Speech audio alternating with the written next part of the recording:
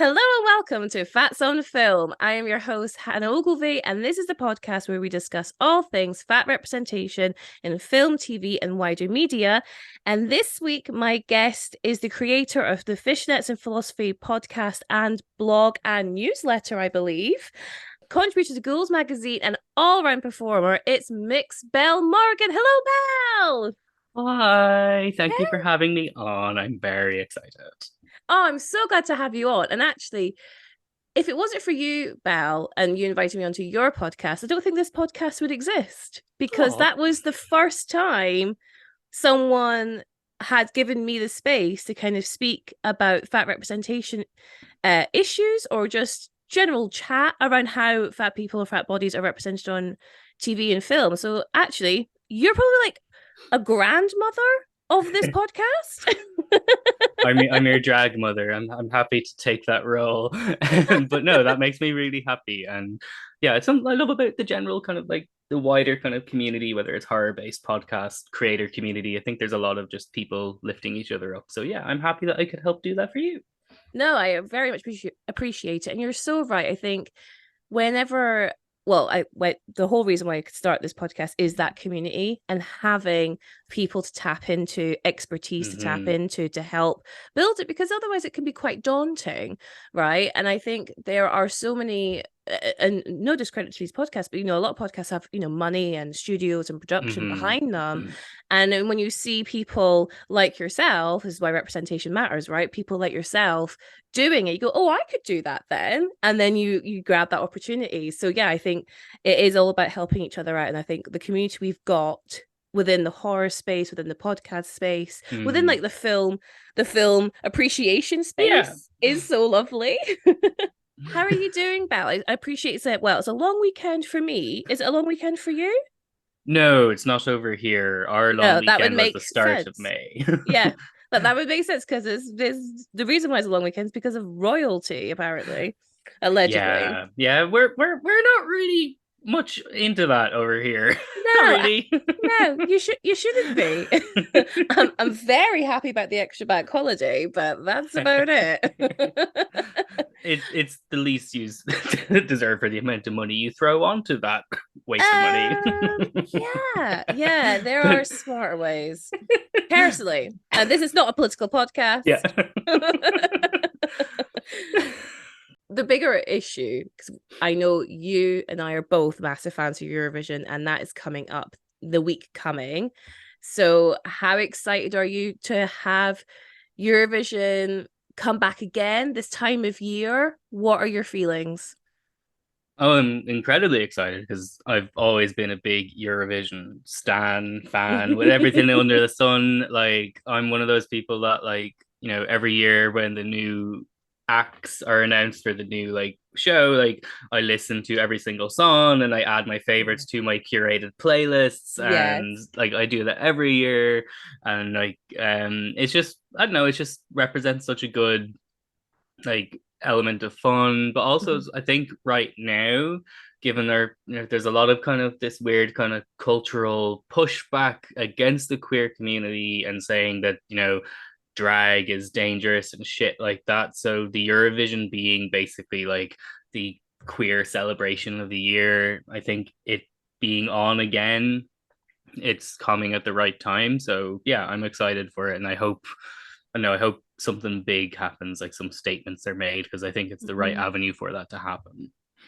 Yeah, you make such a good point. I think it's such a celebration of fun, love, peace, and yeah, Mm-hmm. like queerness. I appreciate. I mean, I don't know what Eurovision was like in the earlier times, 70s, 80s, 90s, maybe even to the noughties. I think the noughties is probably that turn into real campness, but definitely Mm. going into like the last 10, 15 years, been a real like I think the communities kind of just brought it in to kind of be a real place of acceptance. And I guess Mm-hmm. they always talk about Eurovision, don't they? Like, oh, everyone's like a family backstage. And again, that's such like a term that the queer community use Yeah. for how they curate their own families. And I just think, yeah, you can't disassociate the two now.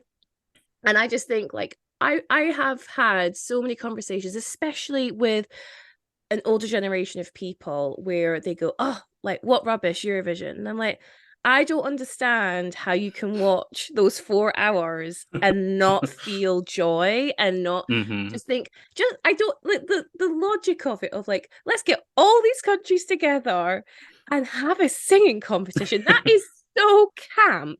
And I think it's so brilliant and I love the performances and the costumes and the wackiness, and I just think it's so joyous. And like you say, I hope there will be time for serious points. And last year was very much taken over by the war in Ukraine, or Russia's Yeah. war in Ukraine. And I just think absolutely, and that will get a spotlight as the UK is hosting for Ukraine. But there are other communities as well being attacked Hmm. wrongfully, unduly attacked. So yeah, I hope Eurovision gives a space for that. I'm sure it will. No, no, no pressure, BBC, but you have a position to take. So yeah, I'm super excited, and we usually have like a big get together with some old Hmm. uni housemates. So we're getting a big house, and we're just gonna I'm creating bingo cards for it. That's brilliant. Yes. Well, we used to play like a full-on drinking game, but I'm not there anymore. I can't. I mean, I couldn't really bounce back anyway, but now I'm in my Now it's more 30s. difficult. Oh my God. I no, I have to go to work on that Monday. I'll never survive.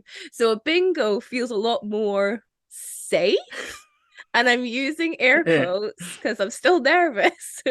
I might get carried away. I think when Sweden comes on with Loreen, I am going to lose my shit a bit because Hmm. Euphoria is my favorite winner of all time. And as much as like I've seen a lot of backlash for Sweden on like the Reddit and on Twitter and stuff, just I think they think it's a bit too generic.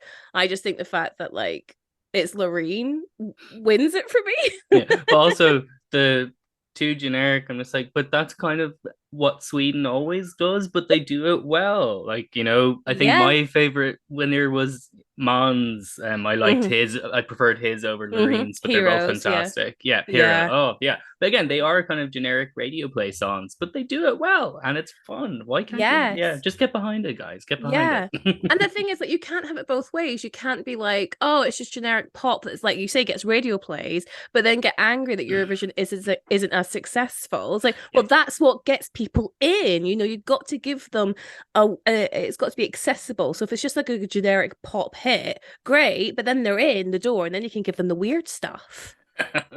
You give them some like Exactly. Lithuania or something, like give them some discotheque from the root from Lithuania, which I Oh, absolutely yes. fucking loved like a couple Yeah. of years ago. Oh, Yes. yeah. So Some anyway, stuff. Yeah, we could have an entire 2 hours talking about Eurovision, but we're we here to really talk could. about a movie. I know. I went off on a Well, tangent straight it is away. a movie that kind of, in a Well, way, there's a well, like there's a line through because it is about pageantry. well, exactly that. So we are here to talk about Dumplin', and I said to you just before we hit record, I'd only seen this film once before, and I definitely didn't appreciate how much stuff there is to talk about on this podcast where we talk about fat representation. So this is a 2018 coming of age film directed by Anne Fletcher, who did Step Up, The Proposal, and Hocus Pocus 2. So a very well established director, written by Kristen Hahn, who is best known as a producer. So did like The Departed, like produced The Mm. Departed, produced Cake and The Morning Show, so like other Jen Ann vehicles. Then it's based on a book of the same name by Julie Murphy, and it stars Danielle Macdonald, Jennifer Aniston, Odeya Rush, Harold Perrineau, and drag queen Ginger Minge. And I think I might mention it released on Netflix. Just before we get into the synopsis, Belle, have you read the book? No, I didn't even actually know it was based on a book. I just No. saw it on Netflix. And again, I watched it when it came out, but I Yes. didn't really remember much of it. I just Yeah. remembered watching it and like not hating it, like as in like Mm. in thinking it was a decent film. So I was kind of looking forward to rewatching it for this, and yeah, I'm excited to actually talk about it because yeah, I think there's a Yeah. lot going on. Yeah, definitely. So, Belle, let me and the listeners know, what is Dumpling all about?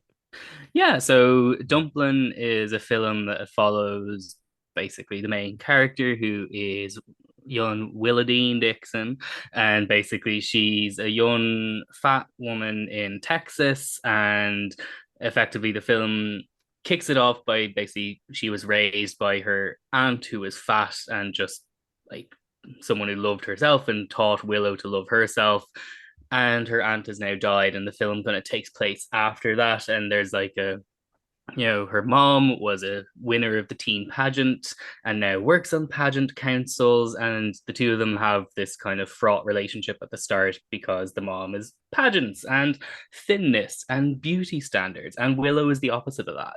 And Willow is like, loves Dolly Parton and all this type of stuff. And basically the film kind of starts from that, and the rest of it is about how Willow decides in a kind of like a fuck you to her mother that she'll enter the pageant like as part of a revolution to make a statement.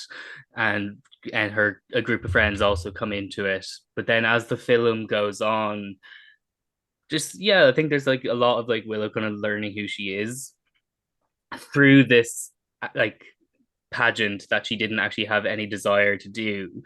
And then at the end of it there is kind of like a I don't know, like a happy enough ending, I think. So yeah, I think that would be, I don't know if that's a clear synopsis, but that's how I'm synopsizing it without going into talking about the entire film. Yeah, I think that's a really good point because it is at the highest level, it really is a coming of age film through and through. Like you mentioned, at the end, Willow kind of realizes who she is and what she really wants out of life. But obviously, we have to go through the trials and Yeah. tribulations for how to get there. So yeah, we'll get into it. I think the first thing is this main character. Their name is Willowdean Opal Dixon, which I'm like, and one of the other characters, their middle name is Amethyst. And I was like, is there a birthstone middle naming thing that I did not know about? Because I love it. So Willowdean, what was it? Willowdean Opal Dixon. And she is played by Danielle Macdonald, who is a fat actress. I'd only ever seen her in Bird Box before Same. Yeah. And I know she's in Patty Cakes, which is on my list, but I haven't yet watched. And I think that was like her breakthrough role.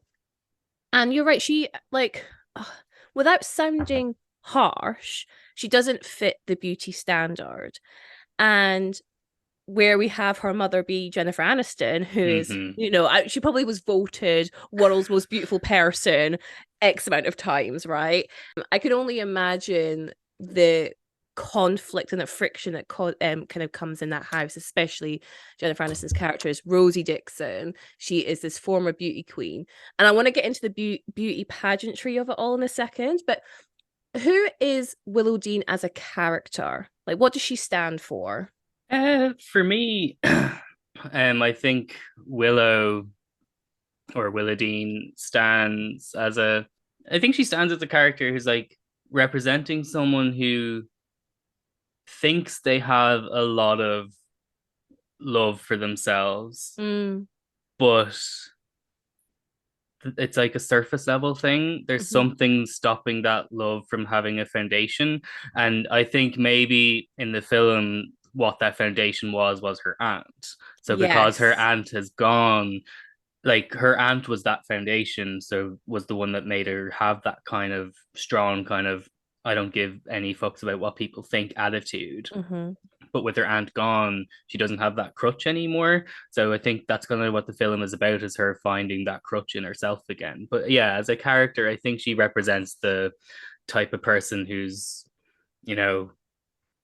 again, is like at the cusp of reaching that point of going, society can fuck itself, but she's not there yet. And I think that's what the film's story is about, is her getting there. Yeah, I think we see very early on that she's clearly a big person, and I guess it's juxtaposed. What am I trying to say? You know what I'm trying to say? Yeah, juxtaposed. Yeah, you got it right. I got it right. Okay, fine. By her best friend Ellen, who is quite slender, and we have this kind of montage at the beginning to give us a bit of context of the backstory. So to your point, we see that Aunt Lucy, who is this bigger person, has been raising Willowdean curated her love for Dolly Parton. And so like Dolly Parton is a massive part of this film, which is something I Mm-hmm. completely forgot before we rewatched it. And yeah, like so they sing a lot of the songs, they pull a lot of her well-known quotes to kind of bolster up this security, this confidence, this self-love. And Aunt Lucy being a bigger person and obviously relating to Willowdean because she could see that she was also going to be a bigger person, Mm-hmm. and maybe also like trying to protect Willowdean from her sister, Willowdean's mom, because Rosie's very much in that beauty pageant circuit, and Yeah. we'll get into like there is a stereotype of beauty that they accept, and Willowdean isn't fitting into that. So I Mm-hmm. think Aunt Lucy's probably doing her best to defend Willowdean as much as she can. And then we find out that Aunt Lucy has passed away, and it's around 6 months before the start of the film in the present day. Yeah. And we find Willowdean and her best friend Ellen in the pool, and there is some jerk going around Mm-hmm. snorting, calling her a whale. This is a splash zone, blah, blah, blah. Yeah. But you see, it doesn't really affect Willowdean. She's not really reacting to it. And I think as an audience member person, I took that to be like to your point, surface level, name calling bounces off of her. Yeah. Like, oh, it doesn't let her affect her. She's still gonna like, float around in her little rubber ring. But what's interesting is there's another fat character, Mm. Millie, Yeah. and she gets the same treatment by the same douchebag, and she laughs it off. But Willowdean has an issue with that. Yeah. She's like, why? At least she says something. Did I write it Yeah, down? I wrote it down as well because that was Perfect. one of the ones that jumped out at me. But she said, I'm fat, but at least I'm not clueless." Yes, yes. Whenever I see Millie, I think I'm fat, but at least I'm not clueless.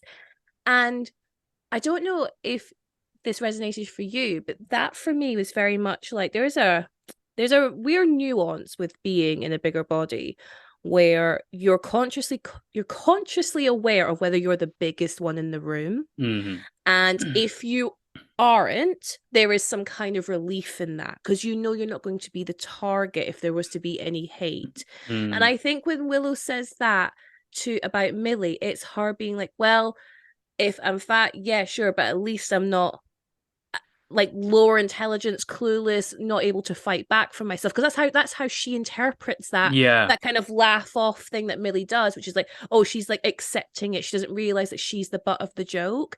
And she like takes pity on that and almost is like embarrassed for Millie for being that kind of personality. Yeah, no, it was interesting like when I was initially because like again it's so different when you're like watching a film knowing the point of your watching it is to analyze it. So like my Yes. brain is on the entire time. So Uh-huh.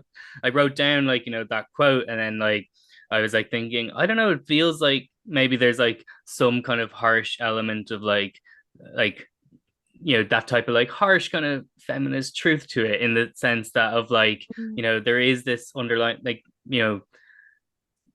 not realizing that there are people who are actually they're not actually being nice to you, they're actually being mean to you, but not realizing that because of how you've been conditioned. I was thinking maybe there's an element of that, but then as Mhm. I watched the film and saw the character of Millie get more introduced and grow, I realized no, I think that was just like a just there. I don't think there was actually meant to be anything more to it. But then Mhm. also if you counteract it with her friend Elle straight away says, I don't know, she seems pretty happy. So I think Yes. that was to kind of show that as you know, Willowdean has all this kind of like self love, self confidence, Mhm. but again, it's very surface level. And I think Mhm. Elle is kind of there almost always as her to kind of like tell her to no cop on, like stop like Mhm. what you're being too judgmental, which I think is Mhm. part of what the growing theme of Willow's character is.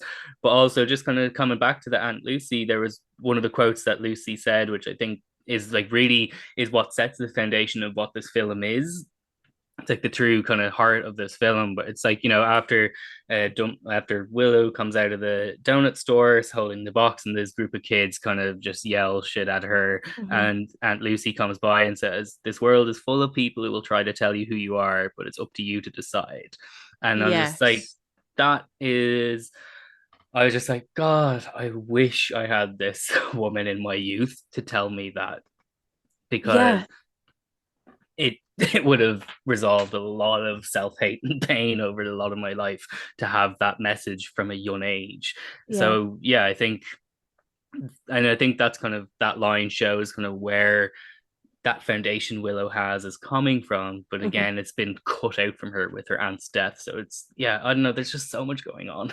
Yeah, you're so right. And I totally relate to the idea of like, oh my God, imagine if you had like such a nurturing, accepting soul telling you, you know, Mm, I know it's so cliche to say, but those people who want to say those nasty things to you are coming from a place of heart. yeah, It's not from a place of, well, I mean, it is from a place of hatred, unfortunately, but like it's not, they don't hate you specifically, they hate what you stand for.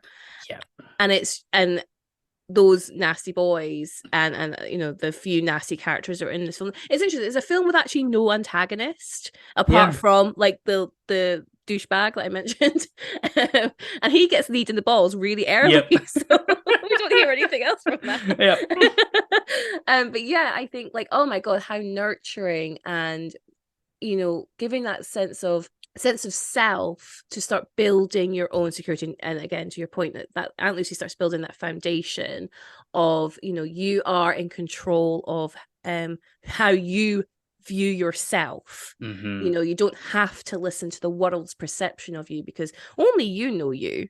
Yeah, And I think especially if you are someone who has a bigger body or any other kind of marginalized identity, I think that is something you don't realize until you're a lot older. yeah, Or you've gone through extensive therapy, which is my mm-hmm. case. Oh yeah. Oh yeah. And I think Aunt Lucy probably like being removed from Willa Dean's life, maybe, and we don't know how Aunt Lucy died. Yeah, And Rosie, Willa Dean's mum, has a line where she says, "Well, if Aunt Lucy looked after herself better, maybe she'd still be here." Which I was like, okay, so was it like health complication? yeah, like when that line, because when that line was thrown out, because like that, I don't think that was necessary. Like, I don't think that was actually any kind of comment on how Lucy passed. I Mm, think that was how Rosie is refusing to deal with her grief. Like, yeah. I don't think that was actually the film commenting on how Lucy died. I think that Mhm, was literally just showing, because like that line came out, like, so there was like the standoff between Rosie and Willow mhm. after this. I think she had been at school, and there was like, as she got suspended for kneeing your man in the balls, Yeah. and Yes. they were having like a fight off, and Mhm, like mhm. it was like kind of the first time that you could see Willow actually standing up to her mom in some way Uh-huh. about everything that's been going on, and you can Mhm, tell that this is clearly been something that's been bubbling up. And mhm. basically the mom says, look, I just want you to have opportunities. Life is Yes. harder for big girls. Yes. And then she goes, if your Aunt Lucy had have taken better care of herself, maybe she'd still be here. So Mhm, all of that was part of this very like heightened emotions mhm. rant. And like, I just thought it was like the film did a very good job of showing so many of these false social beliefs Mhm, in kind of one short time. Like, this mhm. Rosie kind of represents that kind of status quo view at the start of the film anyway. And so yeah, I don't think that was necessarily the film actually making any commentary on Lucy. I think that was literally just Rosie herself as a character has not processed the grief yet and is Yeah. using that as a reason. She doesn't want to actually deal with the emotions. Yeah, definitely. And I think there's just this anger that Mm-hmm. Rosie feels towards her sister. You know, be it however she died, she's angry she did die. Yeah. Regardless. So yeah, she's probably gonna blame Lucy, even like, if it's something completely out of her fault. And I don't mean to say that, death is anyone's fault, but you know what I'm saying. Yeah, no, exactly. But yeah, I think she's just filled with anger, very much in the anger stage of grief. Well, they both are, right? And I Mm-hmm. think I Yeah. think how that, I guess, Lucy coming back into the conversation of of the two of them. You can imagine for the past 6 months they've really avoided the issue. Mm-hmm. But Rosie wants to, or Mum wants to clean out Lucy's room because she needs to use it for her seamstress like side Yeah. job. So it's probably going through all of Lucy's stuff. It's kind of bringing up all these emotions, all these memories, and yeah. So you have this foundation that's been built into Willadine of like, yep, you're in charge of how you view yourself. Don't let the world tell you who you are. Dolly Parton, self-empowerment, feminist. And then at the age of 17, 16, 17, that anchor has been ripped from under her. Mm-hmm. And I think, I definitely didn't know myself at 16 or 17. So as much as I probably would have, like, given it all mouth, internally, did I feel that? No. I can probably say definitely no. So yeah, we see under that harsh exterior, which it is, there is a very vulnerable, insecure girl. Mm-hmm. And so we see that. So where she's, very judgmental of Millie, and then they go to the first day of school, and obviously mum embarrasses Willadine straight away by calling her Dumplin in front of the whole school. And I was like, Yep. oh, Mum, come on. And it's interesting that Mum doesn't see why that's a bad nickname. Mm-hmm. And I think it's interesting because I can see it from both points where, like, imagine myself as a 17-year-old and I'm being associated with something that is like a big round Yeah. food item. And obviously, like, I'm a big fat girl, so it's just like, could I be called anything else apart from a piece of food? Does the whole school need to hear it? And I'm thinking, Mom, you should listen to your daughter. She doesn't want to be called that. But from Mum's point of view, she doesn't, it's none of those connotations are actually there because Yeah. Dumplin is a pet name. Exactly. And also what kind of transpires from the end of the film as Mm-hmm. well is that, up to this point, it seems that Willow hasn't communicated to her mom that she doesn't like this name. Yes. It's like, and again, I think it's part of that, Lucy has taught me to just not care about, I'm in control of how I feel about myself. Mm-hmm. So it doesn't matter what my mom calls me. I can choose whether it hurts me or not. But Mm-hmm. it is hurting her. But because she's like, I think it's coming from this, no, I'm not going to let it hurt me, that she doesn't actually communicate that she doesn't like it. So I think it's coming from that, no, I'm better than this type of perspective where it's like refusing to allow yourself to be vulnerable, which, Yeah. anyone who is like, whether you're fat or any other type of, as you said, marginalized identity, we all go through those cycles of not Yeah. actually wanting to admit something is hurting us when it is, because it's easier to push it aside than to actually confront it. And I kind of think, with that's why the mom doesn't like, yes, the mom is straight size, so isn't going to Mm-hmm. have that connotation, but also on that deeper level, she just doesn't know because Willow hasn't actually said anything to her. Yeah. It You touched on something there, which it's this duality between being strong and water off a duck's back Mm-hmm. with name calling, but also allowing yourself to feel. Yep. And they are mutually what am I trying to say? Yeah, they're both together and they're not mutually exclusive.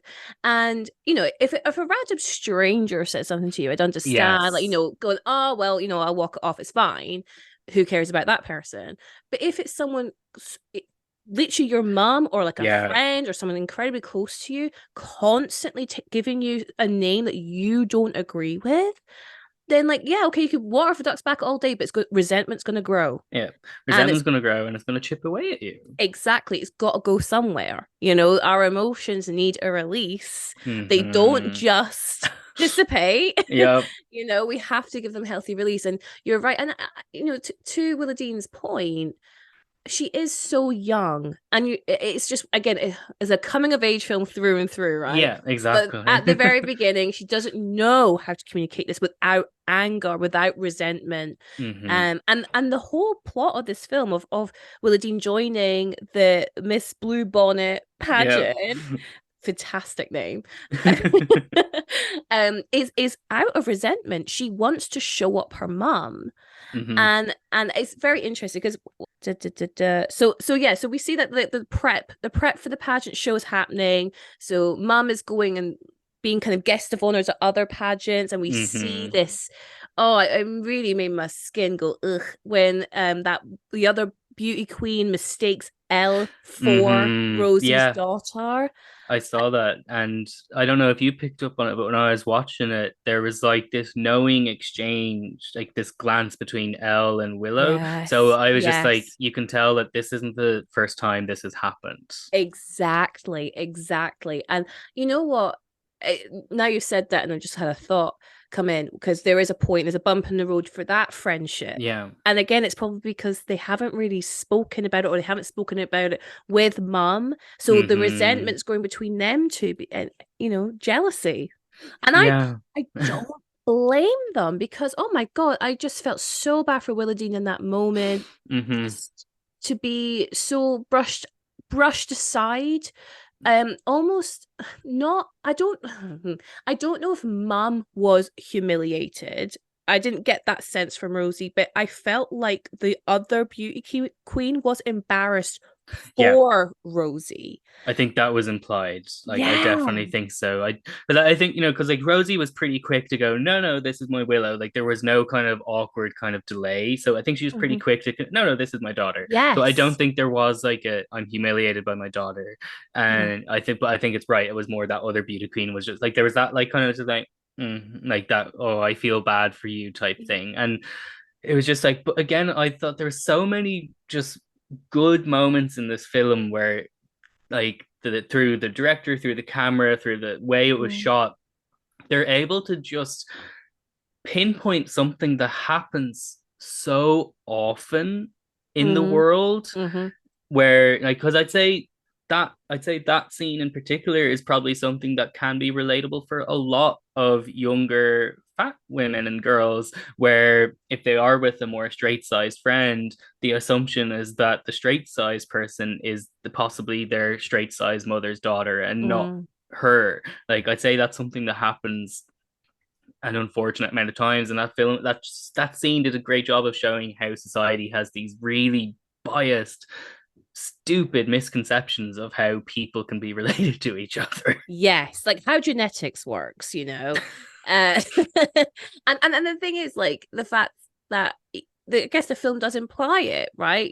Aunt Lucy is a bigger person, so Mm-hmm. therefore the genetic DNA to Yeah, make but up. also Mhm.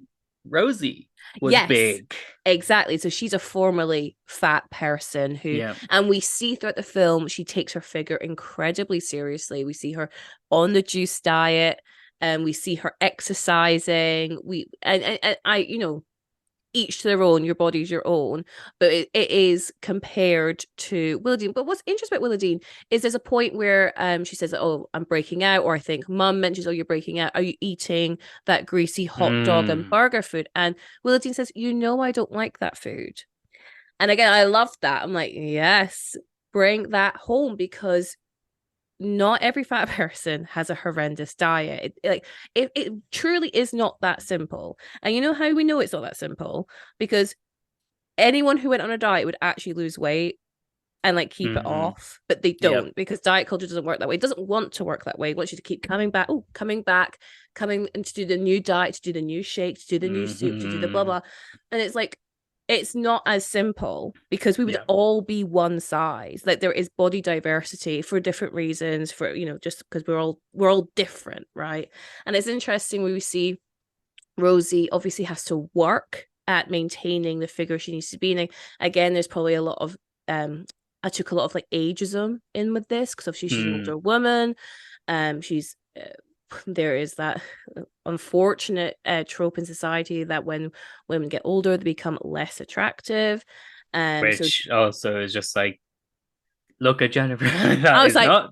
look at the woman. Yeah. Look, Also, Helen Mirren. There's so many. Like, oh there's my God. just yeah. Yeah, There's I mean, there's a fuck that list. fuck that stupid trope that women Yeah. can't age beautifully. No. Exactly. And there's a whole scene where she's putting on this dress, and I don't know if it's actually explicitly said, but I think it's implied that this is a dress that she wore maybe when she won, because she there's a point where she can't zip it up, and she goes, oh no, but Yeah. it's tradition. Mm-hmm. And from my other pageant films that I've seen, I understand that to be like a thing where like the beauty pageant queen of bygone years can still fit into whatever it might have Yeah. been.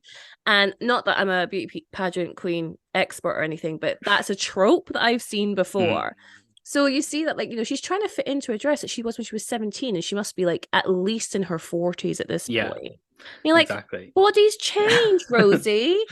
And Yeah, I feel so, I actually feel so sorry for Rosie. exactly. And I think the film does such a good job. Like, I love how you said earlier there isn't a villain, there isn't an antagonist. I No. think even like, when Willow and Rosie have their like kind of standoffs with each other, it's never in a Rosie is the hero or Willow is the hero and Rosie is the Mhm. villain. It's just Yeah. these are just two humans relating to each other. And I think the film does a great job of like making you empathize with Rosie as well. Like there's that one Mm-hmm. particular scene which one of many scenes where like I just broke down. No. Like, but it's the one where Willow comes home and finds Rosie in her room and she Yes. has the torn up application that Lucy was gonna, and she just has this, there's just this beautiful like on a little kind of like monologue where she's just like, I can't imagine Lucy not doing something that she wanted to do. Like, and she Mm-hmm. talks about how Lucy was the most confident person ever and how Rosie was always envious of that, and that she got that from her. And there was just like just that moment alone was just, again, it just shows you that like Rosie, even though she's straight size, she's also a victim of these beauty standards, Yes. and it's like it's hinted at throughout it, as you said, with her juicing and the working out and stuff like Yes. that. There's little moments that hint at it, but I think that moment really hits the nail on the head that, yeah, Rosie may be straight size, but is she necessarily happy? No, because Mm-hmm. she's also being chewed up and spit out by these beauty standards of society. Mm-hmm. And but no, the one particular, like kind of like a brief little kind of tangent, but the one the one moment that just like cut through me that in that scene was where Rosie said, goes, "Where are the boxes? Where the boxes?" And Willow goes, "Oh, I donated them." And you just I've always thought Jennifer Aniston is a great actor, but Mm-hmm. like just the way her like voice just kind of quivers, and then she just kind of really quietly says, "I think I've given too much of her away." Yeah. And that that scene just like cut through me, because just in January my grandmother died, and Oh. we were kind of like still kind of like a bit like Lucy. She was really a pack rat. It's just Mm. house is filled, like the amount of like going through like the amount of clothes that were bought, never taken off a hanger, tag never taken off, because my Mm. nana just loved clothes. She loved nice pretty things. And but what was really nice was like, I didn't head out to the house recently, but like, my mom came back with like a bag of like just some of my nana's like kind of earrings to give to me for me to wear, because she was just like, and like, without going on a whole other like hour 2 hour long tangent, that fact that that happened for me compared to Yeah. where my relationship with my mom was when I first kind of came out as a queer person, the fact that it happened alone is just something Wow. that I'm yeah. So yeah, that scene in that film was one of the many ones that just cut through me, because it was so fucking relatable, because Mm. there is that thing of like, you want to hold on to the little pieces you can that remind you of the people that you loved. And the film Yeah. just felt so human, like yeah. Sorry. No, I totally agree. First of all, my condolences to No, you and thank your you. family. And I'm so I my heart just sang to hear that you were getting that level of acceptance, that to have those things passed down to you is beautiful. And to your point, yeah, they give too much of Lucy away out of anger, right? Going Yeah, back to that grief cycle, out of anger to each other as well. yeah, Willa Dean does it like, oh, I was, giving it away because you wanted this room. And they have that, probably the first time where they really start to understand how much Lucy meant to each Hmm. other, because Willowdean comes from this place of like, I actually loved Aunt Lucy. You Yeah. thought, you didn't like her, you were ashamed of her, blah blah blah. Yeah. And You then don't we like Dolly Parton. Like, that. yes, exactly. You didn't come to our Dolly Parton party. So she's like, I had to work. Yeah. And I was like, oh my God, again, oh, it's that reality. Like our parents are human. Yeah. I can imagine Rosie would have loved to have been at the Dolly Parton parties, but she had to work to keep a roof over their heads, as she says. And, she probably felt a bit of jealousy towards Lucy that she got to spend all this time with her daughter. Mm. And there's so much complex emotions going into this family unit, and in this scene we see that, oh, let's just remove all the judgment, right? The judgment of, you don't think I love Lucy or whatever it is, and we see that a lot of Rosie's strength, she was siphoning off Lucy, and again, Hmm. Lucy being removed, she loses that anchor. So we see, like, yeah, she can't believe that Lucy didn't sign up to the pageant.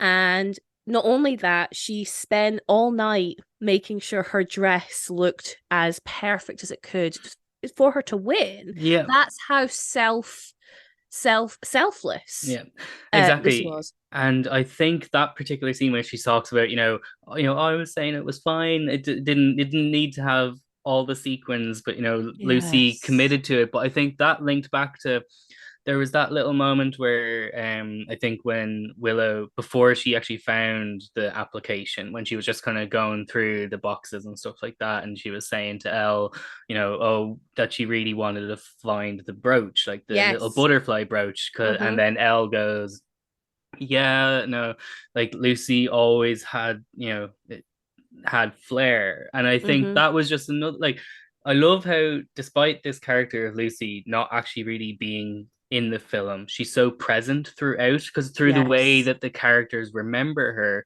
But I thought that was a brilliant moment of them kind of saying that, yeah, Lucy was fat, but she was also stylish and she loved Mm-hmm. fashion. Like, Mm-hmm. I just loved how they just humanized. Oh, there was just so much going Yeah. on. Yeah, totally. And you're totally right. The film does such a good job of, we know who Lucy is, Yeah. and her story is told through all these different areas of her life. And we talk a lot on this podcast about the nuances of people, especially fat people, because we know media like to stereotype and, give us one dimensional view to fulfill Mm-hmm. whatever kind of story they're telling. But in this, we get to understand all these different facets of Lucy's life and who she was Yeah. to these different groups of people. And we never even meet her. Yeah. Like, how amazing. Like, that is some really good fat representation. And Mm-hmm. even though we never meet her. And I just want to go back. Yep. So we find out about the pageant, and Willowdean finds this pageant application form, and she's like, oh my God, like, Lucy was going to, apply to be in the pageant. And you see that, she's only filled out a few things, and there's a weight question in there. And Mm-hmm. again, I could imagine she got to that weight and was like, I'm not filling that in, like, absolutely not, I'm not doing this. And I probably would have done the same at like 17 years old. And so Willowdean's like, well, I've got to do it for Lucy. So she and Ellen are going to sign up to the pageant. And there's a good scene where, like, she tries to walk in heels, and she's really, like, she's very Bambi on ice. How And do you she walk? How does your mom walk in these torture devices? literally, and then she walks up and she, puts the application form down, and the women on the panel are a bit like, a few looks, a Mm, few not excited, should we say, not yeah. excited.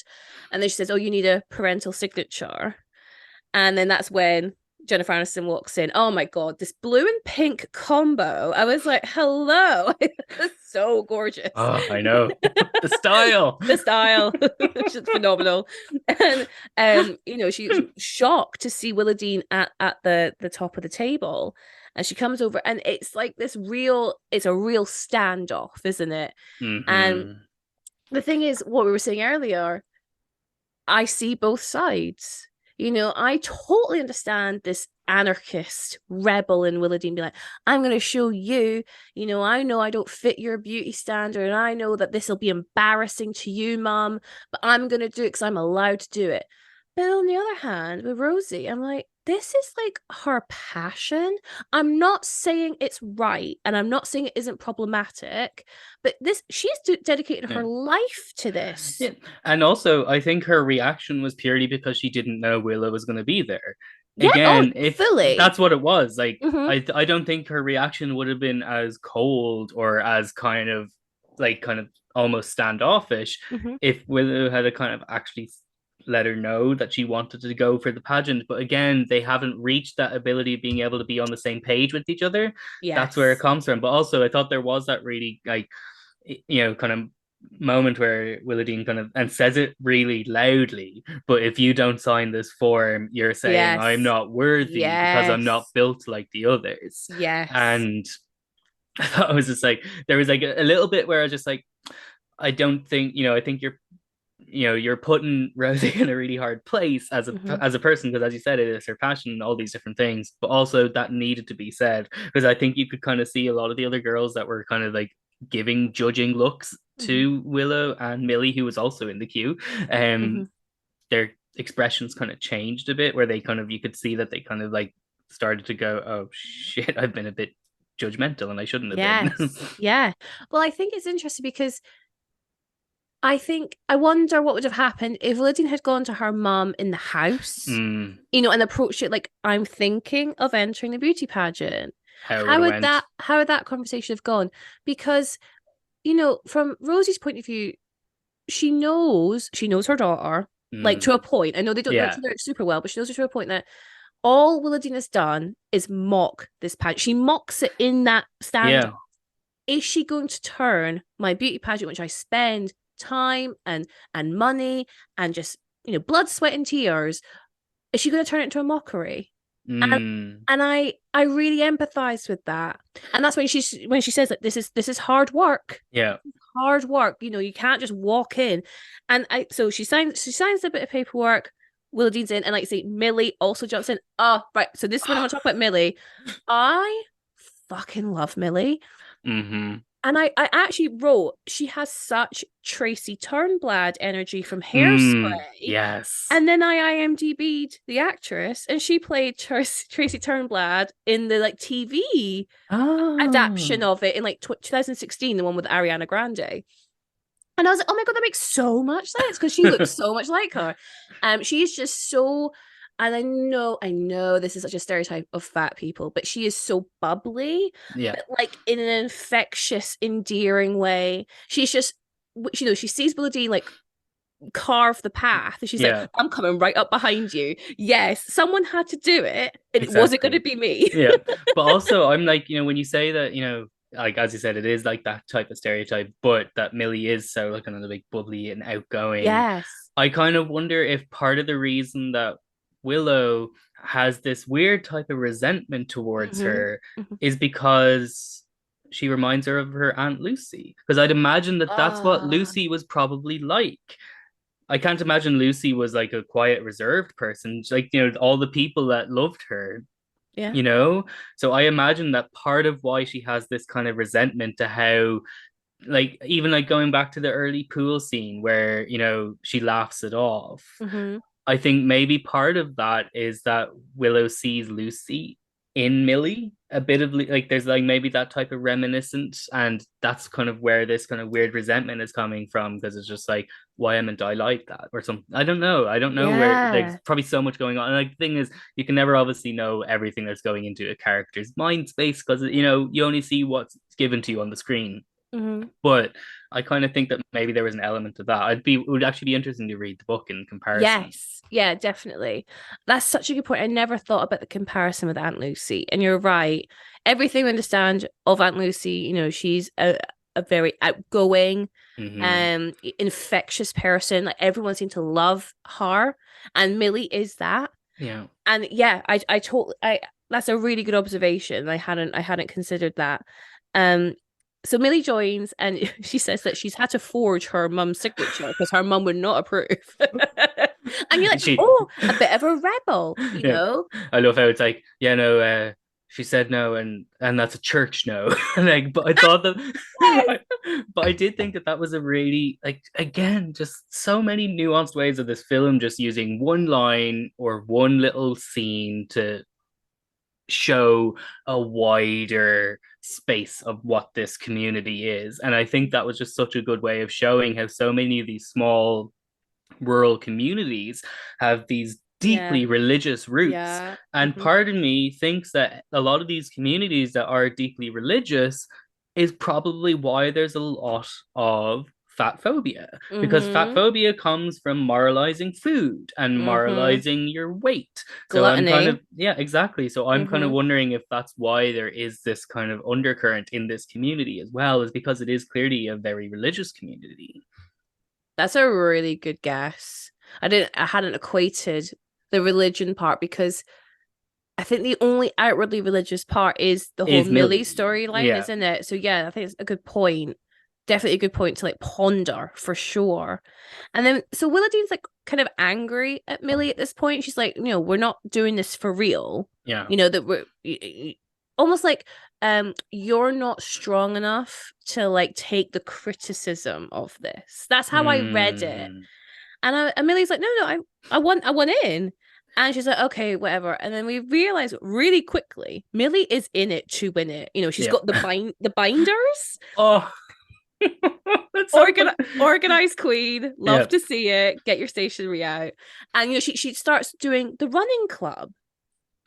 And I get like, so again, that's something that's like planted right at the beginning, like almost like the opening scene of this film. We see this group of girls in pink, like gym gear, running around the town, and this idea, like they are Pageant camp. running. Yeah, they are a boot camp to keep fit for the beauty pageant.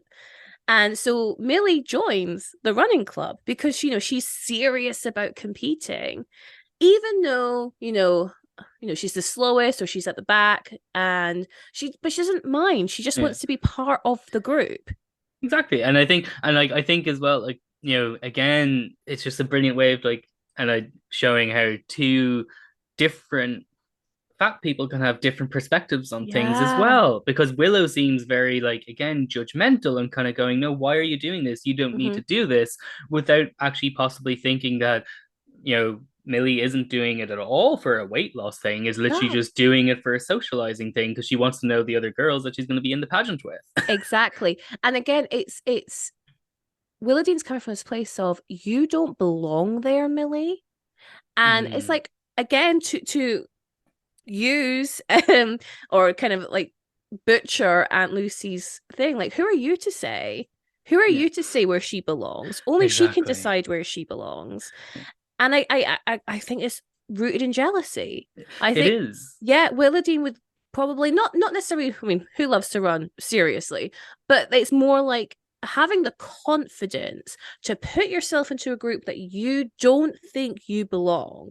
Where Mm-hmm. Millie's coming from a place of like, I belong in the pageant group because I'm in the pageant. It's as Yeah, simple as that to exactly. Millie. And I think that scene in particular is a really good link back to one of the earlier scenes, which we didn't actually kind of really touch on. But there's that bit where like Willow is on either her break at work with the incredibly dreamy Bo. Oh, I do want to get into Bo. I Okay. am I am purposefully kind of going around Bo because Okay, that's a cool. whole thing in itself. Perfect. But I agree. Dreamy. I was like, them eyes. Hello.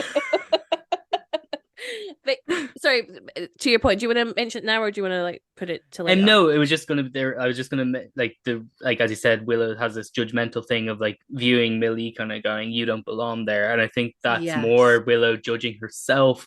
I Yes. don't belong there, and it Mm-hmm. links back to there was that very brief kind of, and we'll talk about it later when you want to bring it in, but there was Mm. that really brief standoff with Bo, and she Mm-hmm. says, or no, she isn't saying it to him. She's actually, I think, saying it to Ellen. But she basically goes, "Boys like Bo don't date Yeah. girls like me." Oh And yes. again, it comes from this judge. Like, I think it's so weird again, and I think it's just showing how much Lucy's absence is affecting her. But I think it really is this thing of she actually has internalized so much of this stuff and she hasn't actually admitted it to herself. Like what, so she has this outgoing bravado, but underneath it, she still has all these views of herself and where she doesn't belong because of what society has told her.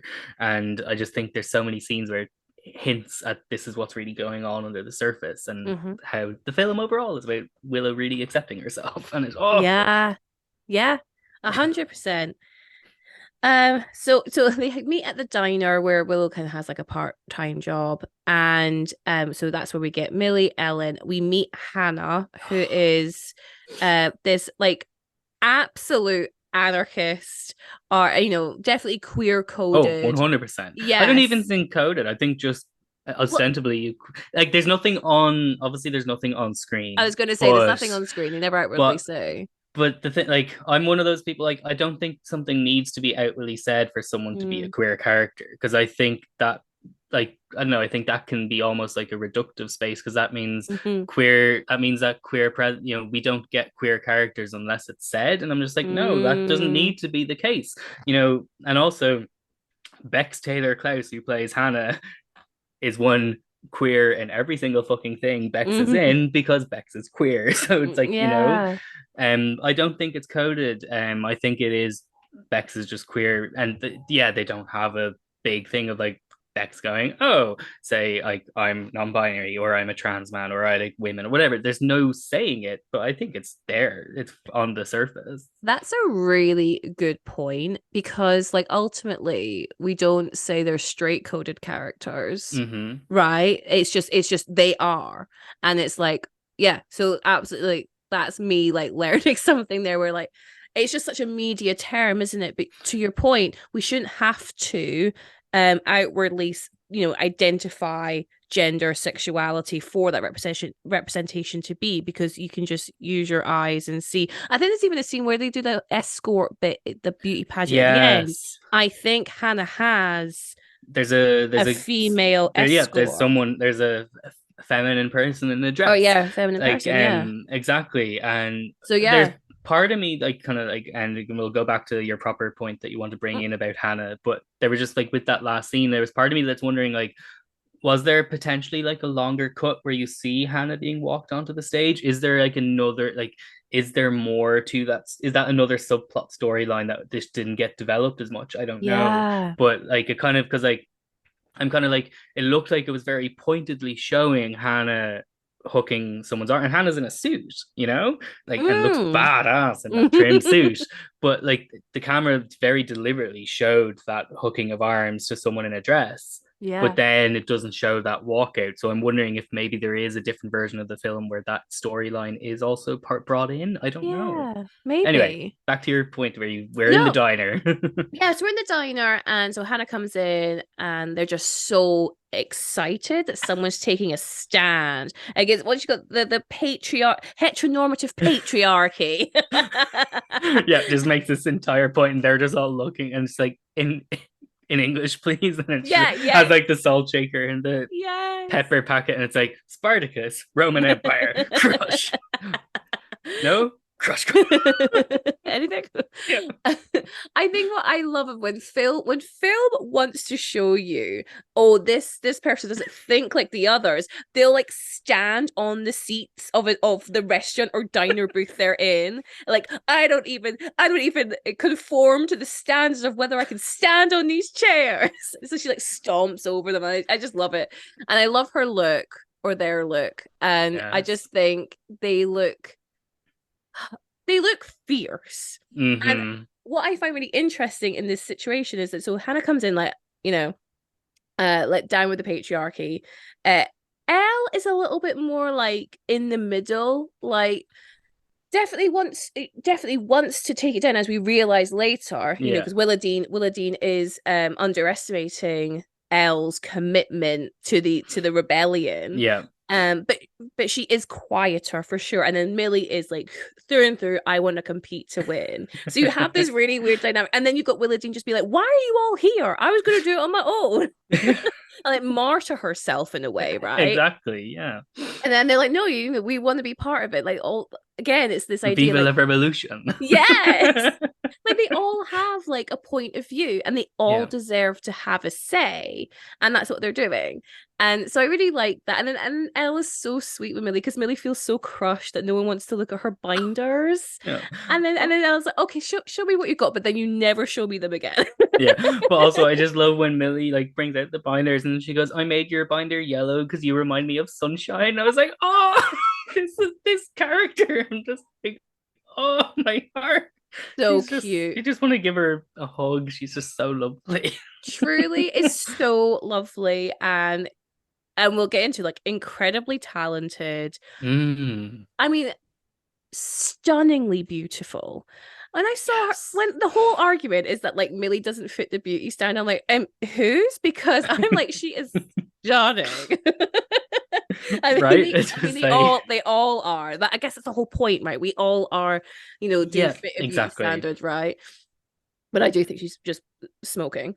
So we've had so then we go into the dance practice scene. And Mm-hmm. Rosie goes, who's already learned to dance? And Elle puts her hand up. And so Rosie goes, oh, well, why don't you come up to the front with Becca, who is the front runner? Yeah. Again, not in any way an antagonist, Yeah, exactly. not even competition, I would say. Just someone Just who, there. yeah, someone who And fits the also template, right? the absolutely amazing Dove I Cameron. was going to Like, say, and it's Dove Cameron. right? Oh. Yes. Yes. Again, it's very interesting, like all these random people who are in it. Yep. And then, so they have the dance scene, and this is when Willardine starts to feel betrayed by Mm-hmm. Elle, because also she's like, are you taking this seriously? You could win this because Mm-hmm. Elle's straight size, Elle's beautiful. Elle can clearly pick up a few dance steps quite Yeah. easily, quite quickly. And Willardine all of a sudden feel again judging, feels less than, incredibly insecure that her best friend of X amount of years will abandon her Mm-hmm. for the beauty standard. I know, and like, I just love how nuanced Willow as a Mm-hmm. character is. Like, Mm-hmm.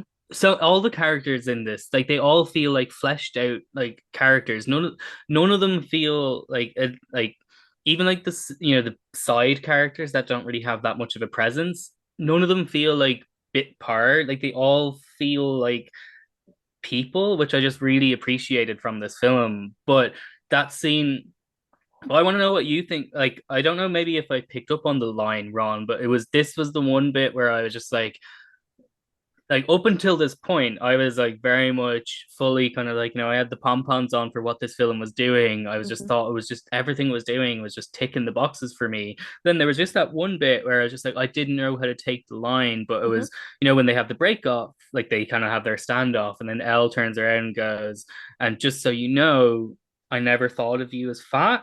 Is that what she says, or is it something similar? I misheard it, but it was just that's what I thought she said, and I was just like, oh, that feels to really undercut Elle as a character. I don't, or did I mishear that line?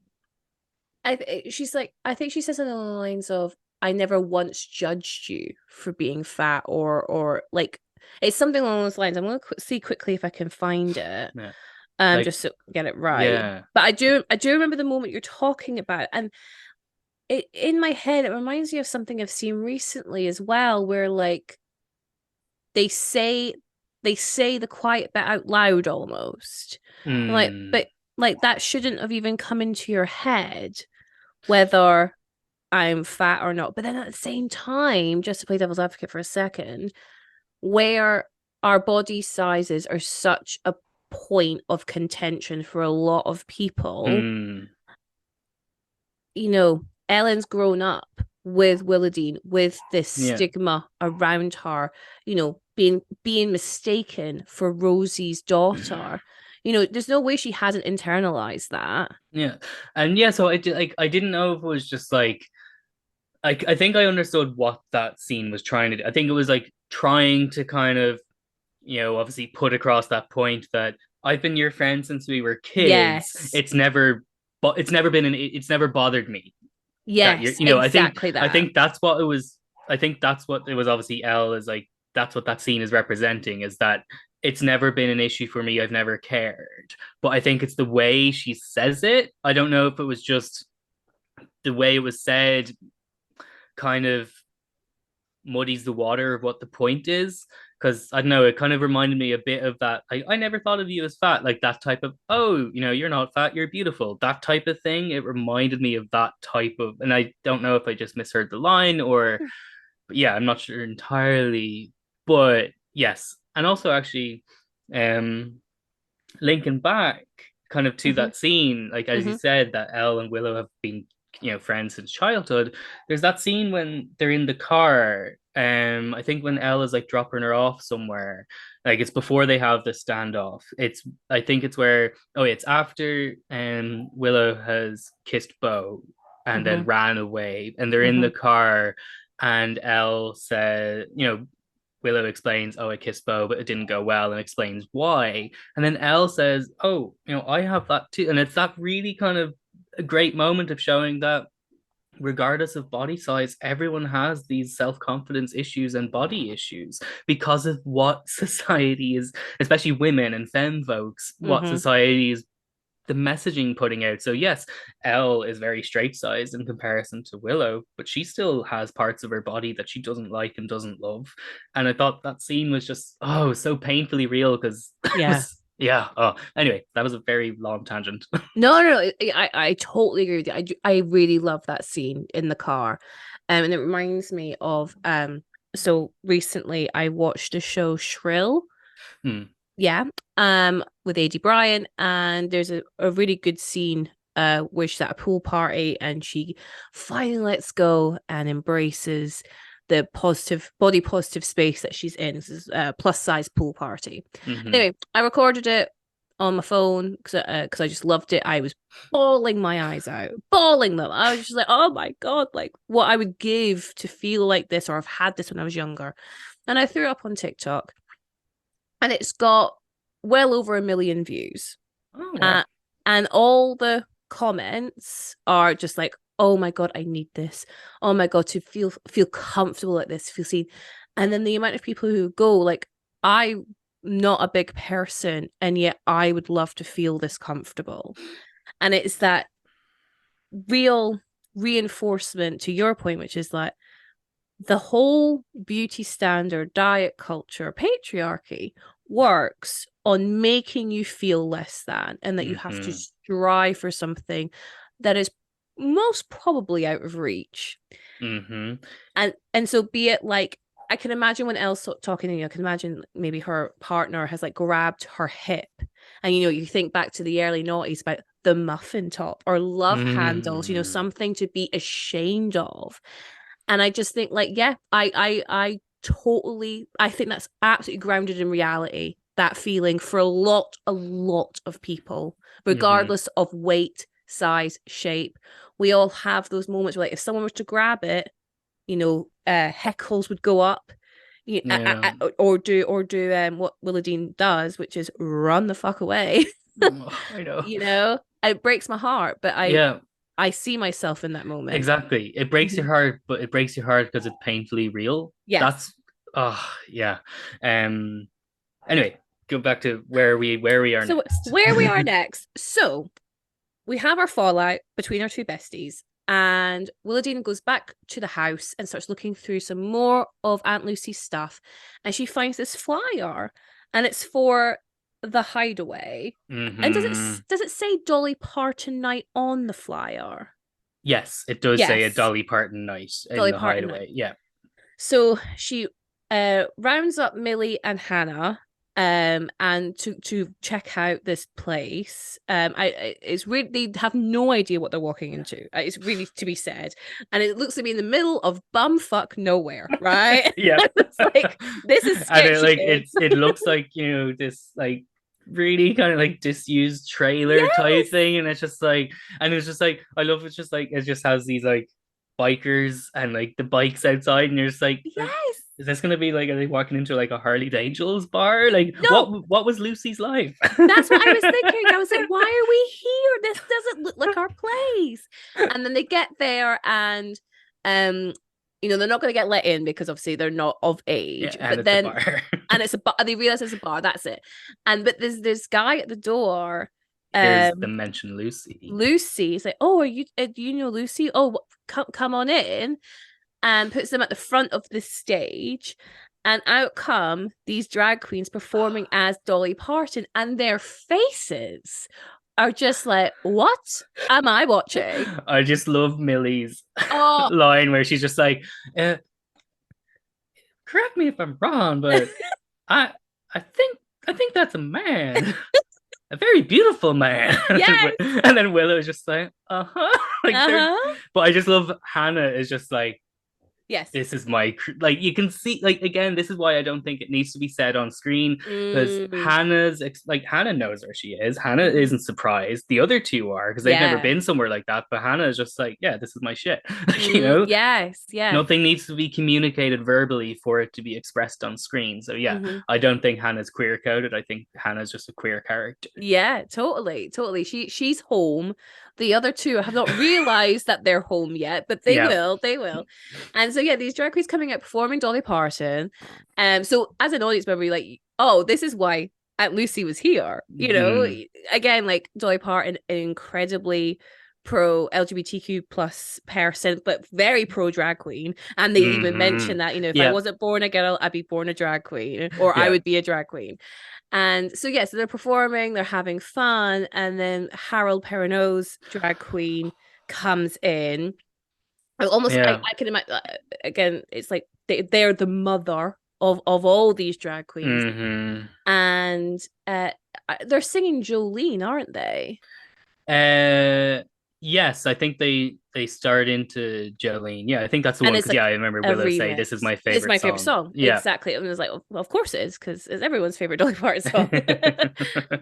And then yeah, so we see what is their drag name? Because I know their character's called Lee, but I couldn't find their drag name. I remember. I think I remember. It began with R. It was like two R names, like Like alliteration, which I do love. Rhonda something. Um, No, it's not no, there. I It's can't not in the remember. cast list. No, That's I know it's annoying. very disappointing. I thought like that should have been there. But yeah, I can't remember. But it was like Reina or something like that. There was like Right. two R's. Anyway, I'll have to rewatch it again just to get the drag name. Oh, rearranged. That's it. I think. Rearranged. Oh my god. I read it, did not get it, and I've heard it out loud, like, oh, I Oh my get god, that's so much better. That's so clever. I love that. Yes. it.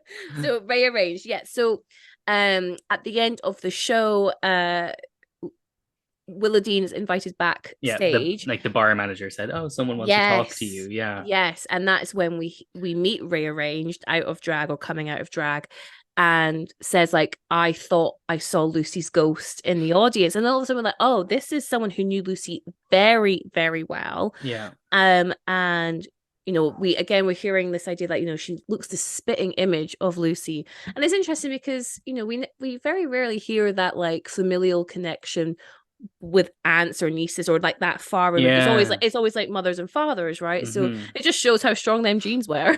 Yep. And yeah, we find out that apparently Lucy loved to come here, massive supporter.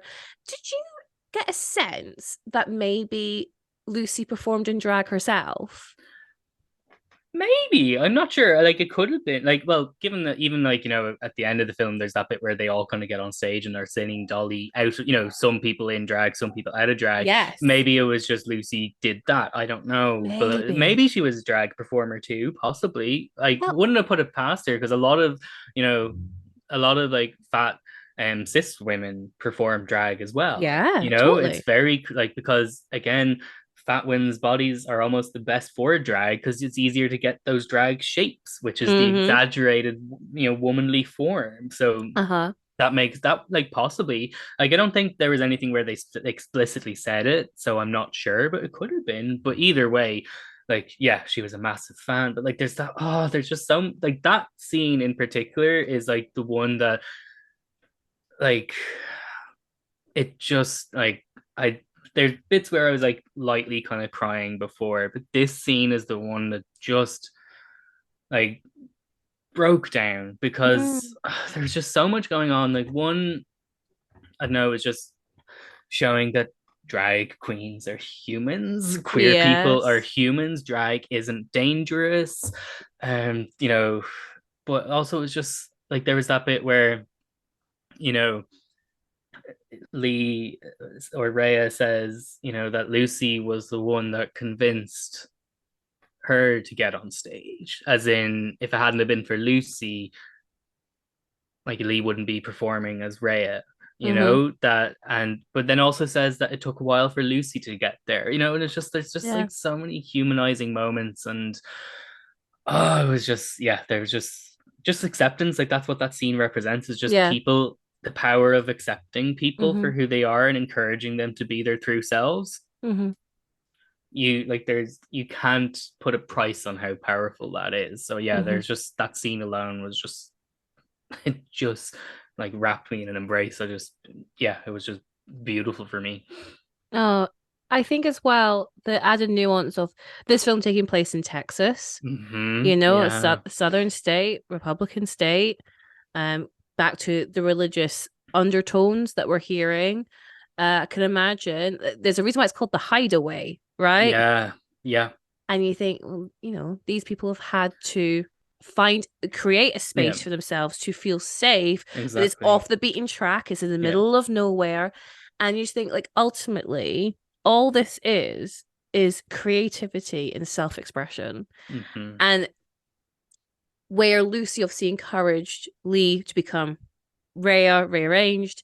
Now, like, Rhea is passing that down to Willadine because Hmm. Lucy wasn't around to do it.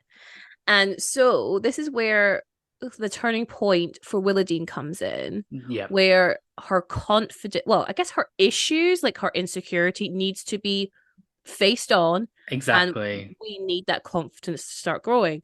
Because I think it's just after this scene we have the talent show pre-check or pre-approval. Yeah, I think, yeah, it is just after this scene where there is the talent show thing, and I think that's Yeah. where you can see Willow like really like, oh, I've, you know, it's actually, you know, I made a mistake not Yeah. committing to this. Yeah. I like completely underestimated Yeah. the commitment to the beauty pageant. And this goes back to this idea of like mum being nervous that Willadine was going to make a mockery of this, where she isn't prepared. So we see Hmm. all the different contestants have their talents. Millie's talent is to sing some kind of church song while hula hooping from like Yeah. four of her And then limbs. I just love how Hannah steps up. Oh, Oh, oh, patriarchy has got to go. And just says that like four times and then just stands there and they're just like, is is that that it? it? Just walks off. Just, But then she comes back to and do does some martial karate. arts. Yeah, Yeah. I was like, that's perfect. Do that. That's great. But I love how that was even a moment of Hannah going, can I do something else? Because even though they've all came Yes. into it, as he said, this revolution making a point, Mhm. they've all kind of gone through their own little journeys Yeah. to want to actually do this. Yeah. Well, You they know? want to they want to show up for themselves. Yeah, There, exactly. there's one thing to like take the piss, rebel, everything like I absolutely stand behind, but you'd also want to show that like you're a serious person. This is an Hmm. opportunity. Like, okay, first of all, how many opportunities are there to show off your talent, right? Exactly. Especially in this like I'm assuming it's like a small town in Texas somewhere. Uh, okay, I want to just touch on beauty pageants as a thing. So I did a bit of research on beauty pageants. So Hmm. I don't really know much about them. They're not really a big thing in the UK. But I love Drop Dead Gorgeous. It's one of my favorite films ever made. Hmm. And Yes. so basically all of my beauty pageant knowledge came from that and Miss Congeniality. So I was like, I should do some research on beauty pageants for this podcast. So let me get up to my notes. So the earliest versions of the beauty pageants date back to like the May Day May Queen. Like Mm. that was what was considered like a beauty pageant. And then Miss Universe and Miss World started in the early 50s post World War II. Mm-hmm. Interestingly, bikinis were banned from the swimsuit competition because of the Roman Catholic Church getting involved. Of course. And then the Pope condemned bikinis and the Miss World competition in 1951. And then like other countries were like, well, we're not going to put any delegates forward because the Pope says this is bad. And I was like, okay, well done, everyone. And then, okay, so if you wanted a real view of how much we're devolving as a society, here it is. In 2014, Miss World eliminated the swimsuit competition. That sounds fantastic, right? Yes, let's stop judging Mm. these contestants on their bodies in swimwear. They brought it back in 2023. Mm-hmm. I literally was like, okay, so if everything going on in the world and all this, politics and uh, it's not even worth arguing to me anymore because I just am like, it's human fucking rights. Why are we arguing about this? But I don't understand how you can go from 2014 going, actually, you know what, swimsuits are bad. Like, it's not great for beauty standards or for these women. Let's just ban it. And then 2023, 9 years later, go, let's bring them back. Mm-hmm. Yeah, but like without going, as you said, this isn't a political podcast, so It's not a political without podcast. going down too much, but at the same time, everything is political. So but without going down too long of a tangent, No, please don't. but 2014 is like literally the cusp of Yeah. the global rise of nationalism, fascism, Brexit, Trump, Yes. all of these different things, so The it's like hits. exactly like this party that's just like how can that happen in 9 years, and then you realize, wait, this has been like 9 years that have felt like fucking 100. So you I can know. also understand, like, it's depressing how you can understand why it's happened, but it's also just incredibly frustrating. If you think, as you said, pageants started all the way back then and it took up until 2014 for them to realize, hey, maybe judging women's bodies in swimwear is a bad Yeah. thing, Yeah. and then oh. Yeah. Yeah. You're totally right. It is a complete reflection of where things are heading and where they have been heading for, like you say, the past 9 years. Because um at some point we agreed that that's not a good thing to do because most I don't know what the average age is of like the Miss Universe, Miss World, but I'd have guessed early 20s.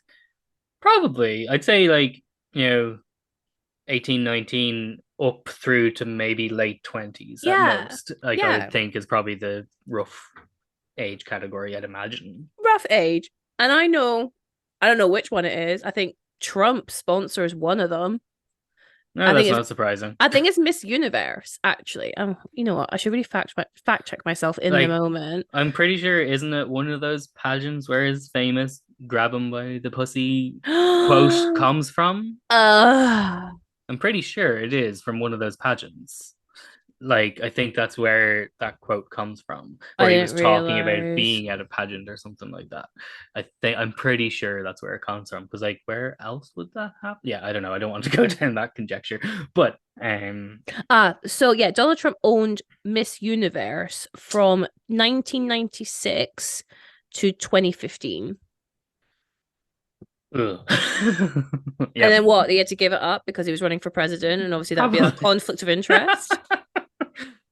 Yeah, Oh, a yeah, shit show. yeah. Anyway, this is not a politics podcast. Yes, let's get Uh, back to or the movie we're discussing. yes. Back to our regularly scheduled programming. So I didn't have much of much like real life experience with beauty pageants. Like I say, Mm-hmm. my only experience is through film and what the culture has told me. But when Millie starts doing her hula hoop singing for Jesus bit, it really reminded me of Denise Richards in Drop Dead Gorgeous, where she's got like the mannequin of Jesus and she's singing oh, it's too good to be true. Can't take my eyes off of you. But it's like obviously really pandering to like a religious Mm-hmm. audience. And that's what I thought with Millie. I was like, oh. But then I say that I know Millie's not pandering. Millie's just that's all Millie knows type Yeah. thing. Like, Uh, also, like, yeah, exactly. Millie comes from this very obviously devoutly religious family, so that is Millie. Yes. Even Yeah. there's even that bit when they're waiting for Willow to come back in the van, and like Millie is just like, yeah, so I mostly listen to like contemporary Oh, Christian music. And did what do they you say listen to? Hillsong? I'm sure she says Hillsong, and I was like, "Well, that's a reference." Yeah. Yeah, she goes like Hill some like, yeah, I can't remember what it was, and then like, yeah, like, then what do you listen to? Metal. I'm just Yes. like, yes. But I just love this idea that like Millie will have a conversation with anyone. Yep. Millie will crack on. I will talk to you about anything. I love Millie. We should all aspire to be Millie. Yep, Uh, Millie stands. I love her. So yeah, but then Willadine doesn't have a talent. She tries and fails to do this magic trick with a bottle, and it's Mhm. just a bit Oh, nah. it's It's so like, cringe. yeah, you just feel so uncomfortable. Yes. And bearing in mind, when Mum Rosie signed off, she said, I'm not going to give you any leniency just because you're my daughter. Yeah. And then here we see Rosie giving Willadine leniency, going, you must promise that you will, Yeah. work hard at this. This will be a better routine by the pageant. Yeah, exactly. It was like, wasn't it? Willow goes, "I promise I'll work harder," and Mhm. then like approved based on that promise alone. Exactly that. Exactly, and It, it was just and I think again like that's like, as I can't remember if that moment with the magic trick. I'm pretty sure that happens before we have the coming together of Willow and Rosie with mhm. the finding the application of Lucy. I'm pretty sure this happens before then in the narrative of the film. But I think Yes, that's the first moment where you can kind of really yes. see Rosie just like heartbreaking for Willow. And I Mhm. think it's not in a like I'm embarrassed, but just a No, genuinely this is my daughter, and I can see yes. that she's obviously hurting in some way. Yeah, to me, I read it as my daughter has bitten off too much that she can't chew. Yeah. I need to lift her up. I need to give her some grace. And Mm-hmm. again, it was arguably, yeah, the first time we're seeing this. Um, uh, what should I say? That Rosie's willing to meet Willadine halfway, Yes. and yeah, it's actually a really nice moment. Uh, And you can imagine that like Rosie might have been criticized for that by her like peers, Mm-hmm. but she's ultimately like head judge or head person. So Yeah. whatever she says goes, and then she used her power for good Yep. in that moment. So then I can't remember if we now go to Willadine and Elle making up, or if we now have our drag queen montage. I think they kind of happen kind of around the same time. There is that Yeah. kind of drag queen montage of like Willow, Hannah, and Millie actually committing to Yes. learning to perform. And I just love that Ginger Minge is in this because Ginger Minge was one of my favorites from Oh, RuPaul and is just fantastic in this. Oh, fantastic. just I so good. literally every scene she is in is she's the center. Yes. She eats it up. She like every line delivery is perfect. And like, I mean, without saying something that everyone's already said before, like the drag queens that come out of Drag Race are some of the most talented people we have Mm-hmm. going. And Yes. I mean, again, I know it's like one just in the zeitgeist, but like Jinx Monsoon, like finishing her Broadway run as Mama on Chicago, like this is a talented Yeah. person. I mean, like, look at Shea Coulee, look at the Vivian, like all these people are coming out, and back to politics. The fact that they're having to defend their art form is Mm-hmm. just. I don't understand how this could be one of the most popular shows in the world, and then Yeah. have laws be passed that they're not allowed to do it. I And know. It's so fucking bizarre. It's so yeah, bizarre to see and how quickly things have changed as well with what oh my god, yeah, yeah, it's again like I don't want to go down that depressing route of only talking about that. But no, no, no, yes, with the film I can't remember which happens. I think it's the drag montage happens first, and then we okay. have that moment of like where they're at the auditorium and they have to do the kind of answer a question bit, and like Yes, you're right. yeah, and Yes. then Willow just like that's Oh, where you kind of have the makeup because Willow just explains what loyal. Oh, it was just like yes. another moment where I'm just like absolutely sobbing because it's just like Yes. so much is going on. You can see that again. Rosie is really starting to see Willow for who she is, and then you've got and Willow apologizing to Elle via the Mhm. speech. Oh, there's like so many things happening at one time, and it's just captured so well. Like honestly, hats off to this director Mm. because Oh, I it seasoned was director, yeah, yeah. exactly. And also when I was looking, because I did the same thing, I was like, oh, I Mhm. wonder what else Anne Fletcher has directed. I looked Yeah. one thing, I love The Proposal, so yes. But also I looked that she was a director on a good number of episodes of the amazing TV show This Is Us, which I was just like, that makes sense because that Oh. show makes me cry every fucking episode. Ah. She just gets she Humans. just yeah. I was gonna say she gets you. Yeah, true. She knows how to tune into your emotions. Yeah, that scene, I mean, it's beautifully done. It's yeah, it's a real heartwarming moment. Mm-hmm. And you also have how proud Rosie is Yeah. of Willadine for giving such like a serious answer. Mm-hmm. Again, like trying to empathize with Rosie. I'm thinking, oh God, like, is Willadine going to take the piss? Or not take this seriously, but Willadine absolutely takes this seriously, uses it an opportunity to almost like proclaim her love and her apology to Elle, Mm-hmm. which is big of her to do. um and then yeah, then we so then after that, do we then go into the pageant? I'm pretty sure it's not that long after that until it's into the pageant itself. Because like Yeah. there is like other than I think like there are like a few moments throughout, obviously punctuated with her like obviously growing relationship and relating to Bo. Like that's kind of something that's happening in kind of the background. Okay. But narratively to the Yes. actual pageant, I think after that like bit with the loyalty bit, because you can see Elle and Willow catch up on the sofa and they talk about how much they've missed each other. And Yes. Willow said, like, Elle goes, "I hope you're not going to do that bottle trick." And she's like, "I've got a Yes. few other things up my sleeve." It was just pretty, yeah. Oh, and then yeah, I think there was two drag queen montages. Like it wasn't just one. I think there was kind of two Yes. different moments of them showing them learning to do things. And Yeah. yeah, So let's bring up, because I said before the podcast, I don't know how I feel about the drag queen thing, and not from a representation point of view, absolutely yeah. not, but more I felt they were a bit one dimensional, and I was like, so for example, I don't know what Ginger Minge's character is called. I'm just going to quickly look. Candy Dish. Also, Candy very Dish. Texas. Candy Dish. Yeah, I just felt like they kind of brought in to absolutely like encourage these young girls to find their self, how to learn to express themselves, actually how to perform it, well, Mm. in drag ultimately, right? They drag these girls up, or especially Willadine.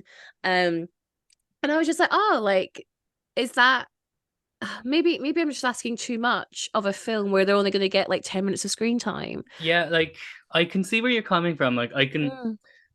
I think maybe there is like an element of, that whole type of like, and actually particularly with maybe Lee and as Rhea, Mhm. with that character in particular, I think there is possibly an element of that trope of, the quote unquote magical Negro. Yes, I I picked think up on that. there's a element of that, but if you like on a wider analysis with Rhea and the other drag queens that are assisting, there's Hmm. like the magical queer person. I think there is maybe an element of that trope to it, Hmm. but I think at the same time, I do think I don't know, I think the characters also feel like you can get a sense of who these people are, Hmm. just because they're not as fleshed out Hmm. as our main characters, but Hmm. because they have limited screen time, and a lot of their Yes. screen time is silent montages showing Yes. what they're doing to help the characters. So yeah, I think there is possibly an element of that trope going on, Mm. but I think it exists at the same time as these characters feeling like real people too. Hmm. Like I don't think they just feel just like a trope. Like I think, yeah, but yeah, I know I can kind of get what you mean in that it feels like these characters are here just to serve Willow and the main ones. Yeah. Like they're like, I can't deny that that is going on. Mm. But then again, like it's that weird. Like as I said, it's that when you got a film, you've got limited screen time of how much you can do, and you can only have so many main characters. Yeah. Like, you know, you can't have every single character having their own life separate to the main character. Like, you know, Yeah, that's yeah. not how stories work. No, So unfortunately it's not. a weird catch 22 of like Uh-huh. there is a bit of that trope going on, but at the same time, I still love every moment with these characters. I don't think they feel like stereotypes or bad, Yeah, I think that you know? that's a really good point actually. I don't think they do feel like stereotypes. And I also think there's like nuanced representation within them. So like you say, like uh rearranged being a black queer drag queen. You've got Ginger Minge, a fat drag queen. I just was kind of going through the scene in my head and I laughed it to myself when they're doing the magic trick and she breaks the nap or the tissues and she goes, well, this is why we can't have nice things. I was so good. And it's just so off the cuff. I was brilliant. And I think I read in the trivia that they actually loved Ginger Minge so much they gave her more stuff because they wanted Oh, to keep her in the film, which is maybe why like she's in the pageant scene with like yeah, at the again end as to your well. point, they actually come to support the girls. Yeah, which is why I think it's maybe Yeah. possibly beyond just serving Yes. them. You know, they're Yeah. like I They're think really involved. exactly like they actually Yeah. and because again, like coming back to Lee in particular, you Mm-hmm. know, like Willow like represents Lucy, someone that was Yes. so Yeah. important and integral to him. Yeah. So, you know, I True. don't like I think yes, there is that element of like these are like the magical queer people that are there to kind of make our main character see who they are and be able to actually finish their story. Mm-hmm. But at the same time, they aren't that's not just what they are. Like, you know, I think they are there for them from a genuine place of care. And Yeah. yeah, and Yeah. I love how in the pageant they're sitting beside Millie's mom. Oh, so good. Kathy Najimy coming in. And yeah, as Millie's mom, who's obviously we've been told already to prepare for ourselves for Yeah. this religious conservative woman. Yeah, put next to Ginger Minge. Oh, comedy gold. I love it. Yeah, I just like that's my daughter and just looks at Yeah, that's like oh yeah. it was so good. But I also just loved the scene where it was just like you know the like the mom and Millie and then it's just like how much wood could a Mitchell chuck if a Mitchell chuck could chuck wood and then they just finish it and then like the other three are just looking at it like is that a yeah Yeah. what is this it was so random, but it also felt so like it felt like a real human moment. Like as Yeah. in you could see that if your surname was unfortunate enough to be Mitchell Chuck, you'd find a Mitchell way. Chuck. Yeah, you'd find a way to make it a humorous thing. Like Yes. No, definitely. And I think it's like a family in joke. It's like a family yes, mantra, right?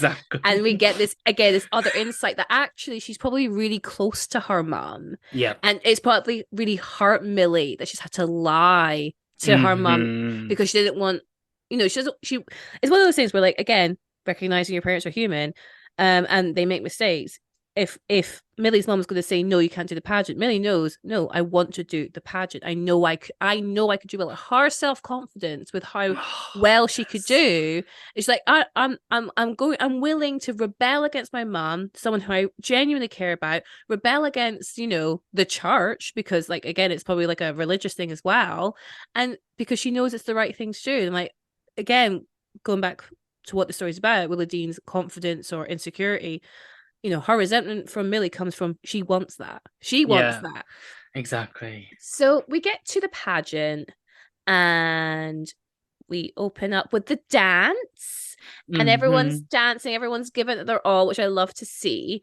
And then I think that's when we get the swimsuit competition. It's when they're having and this is the one bit where I was just like, oh, this is the one thing that's like so I think uncomfortable about what pageants are, but it was Mm. just like that That, health and fitness. yeah, yes, That's what it was called. It yes. was called the health and fitness segment, which was Yes, just it like was. these people walking out in bathing suits. And Oh, that's I want to grim. know what you think about this because Hmm. like I do think like there was obviously something really like again and it like powerful about making this statement while taking part, which was like, you know, both like Elle and Willow come out within their swimsuits, and it says everybody is a swimsuit body, and they use and Yes. like I was just like, fuck yes, that's a powerful statement, and I look, and Mm-hmm. again, I think it comes back to what we were saying earlier about like the way of revolting and stuff like that.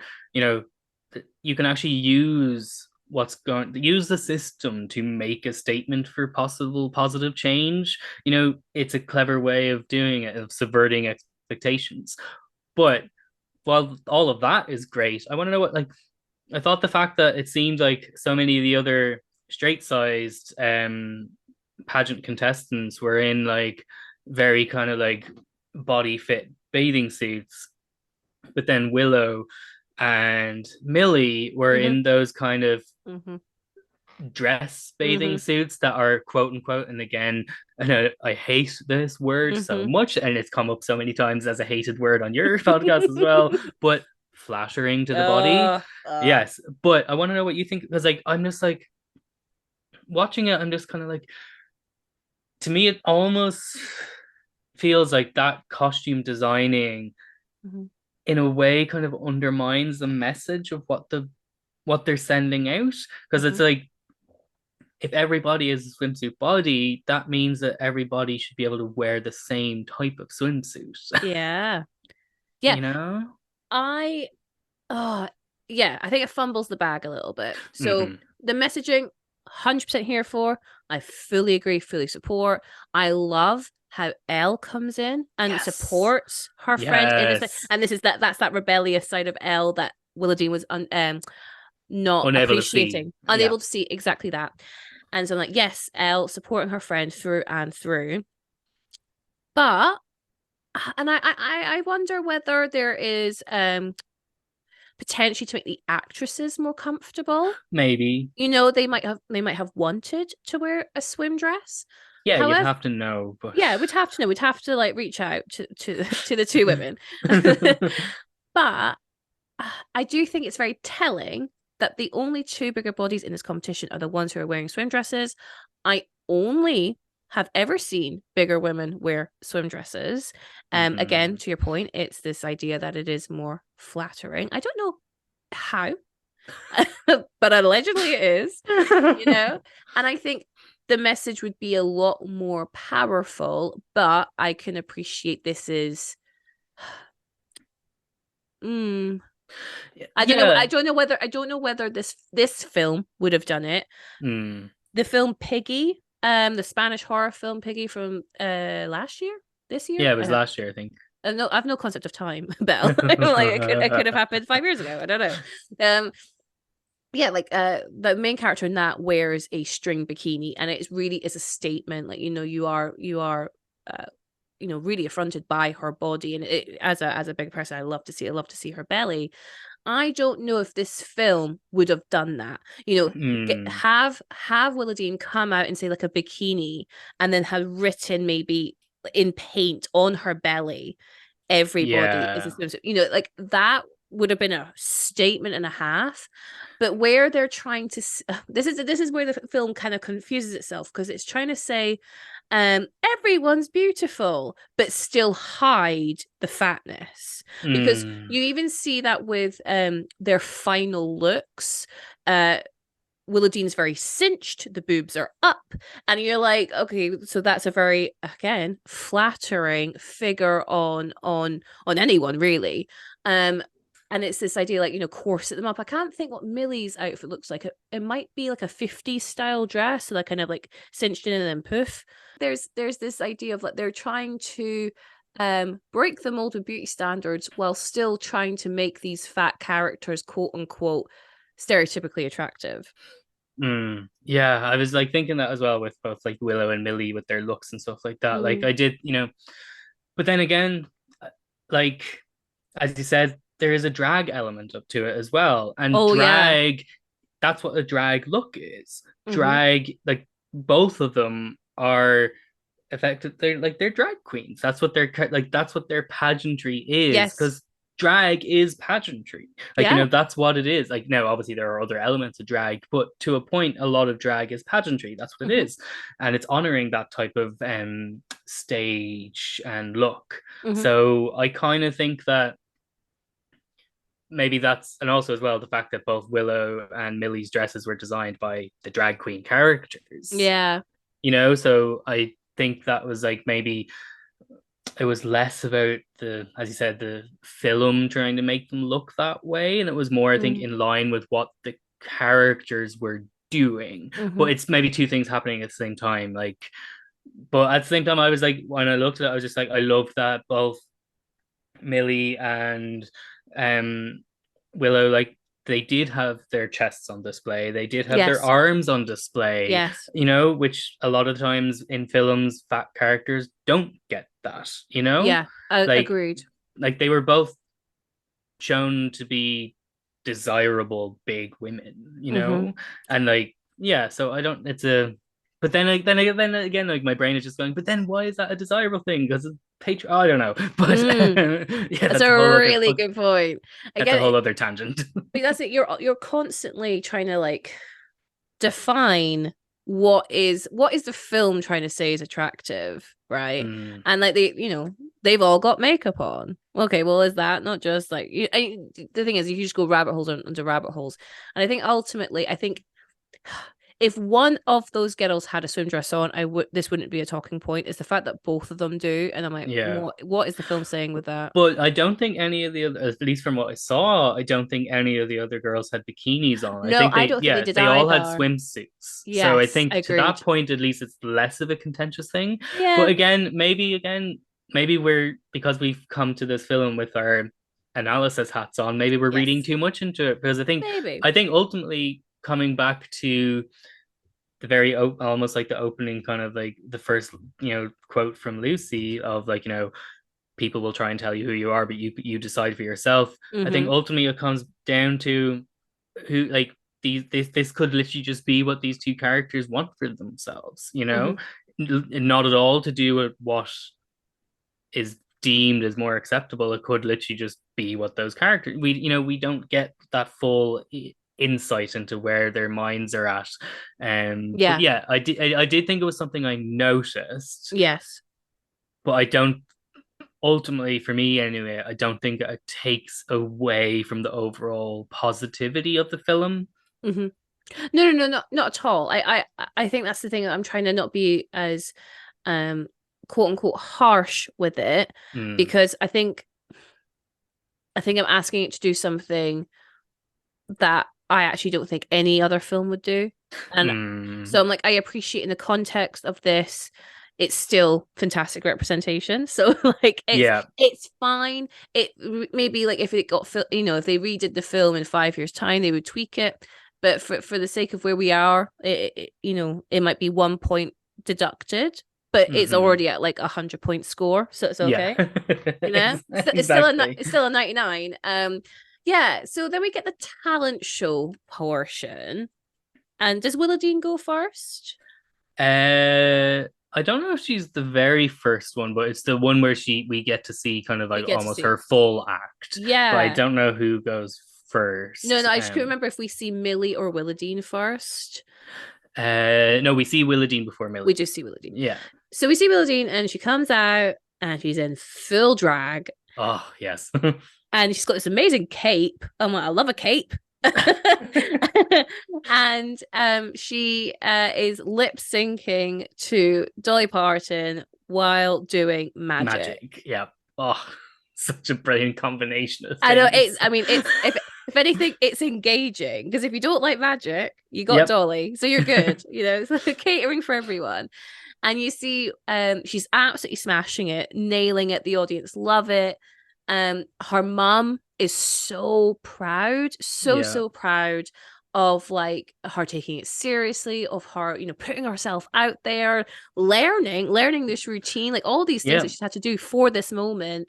She looks phenomenal. Um, and then she comes off and everyone's so proud of her, right? Everyone's giving her hugs and hugs and hugs, but then Hmm. and then we hear that like her mum wants to see her in her dressing room. Yeah. Now, I definitely didn't know where this was going when I was watching it. I was like, oh, is she just going to be like saying like how super proud she is? Because I was like, I just want like a really lovely like mum daughter moment. And she walks in and she's doing getting ready for, I guess, for her next costume change or whatever. And she does. She says how proud she is of Willardine, like how amazing she was, how talented she was. Yeah. And, Willadine's looking at her with such, like, you know, happy, but also resignation. And I'm Yeah. like, why is she so, like, resigned here? And then we find out the Because she's been bylaws. disqualified. Yeah. And it's one of those things where it's like you almost it's like again the film is just written so well in so many ways, but like it's you kind of forget that there is that moment earlier on where Willow says, I know the bylaws like the back of my hand. So Yes. it actually plants the idea, Oh, totally. but you almost forget about that. Oh, no, I fully did. Exactly. Yeah. I was fully in it. I was like, when she said the bylaws, I was like, oh God. And then it was like the whole, like, it has to be pre-approved, no Yeah. costume changes, no dramatic change. And that's when Rosie again Yeah. reaffirms that I can't be lenient for my daughter. And the thing is, like, Willardine isn't asking her to be lenient. She's Exactly. completely accept. She just wanted to do it and Yeah. do it well. But it's not even about being competing anymore. It's just to show her mom that she Mm-hmm. respects the competition, she respects herself, she respects her mom, and that she, is going to put the work in. Yeah. I think that's the thing. It's like it's such a representation of Willadine's commitment, not just to the competition, but to her relationships Mm-hmm. and to herself. Yeah, A relationship with exactly. herself.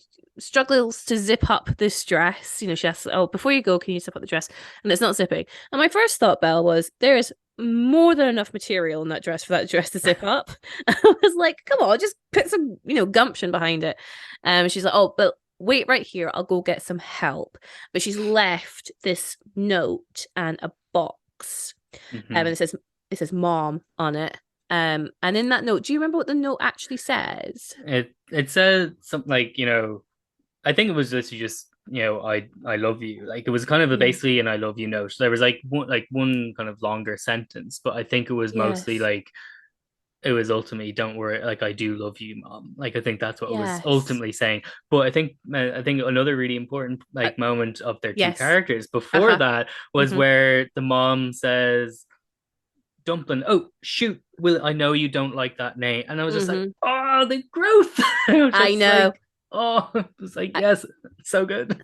and Willardine says, like, it's fine. It doesn't bother me. And that in this moment, like, I truly believe her Yeah. because again, she's able to empathize with her mom to understand that that's not where her mom is coming from with it. Yes.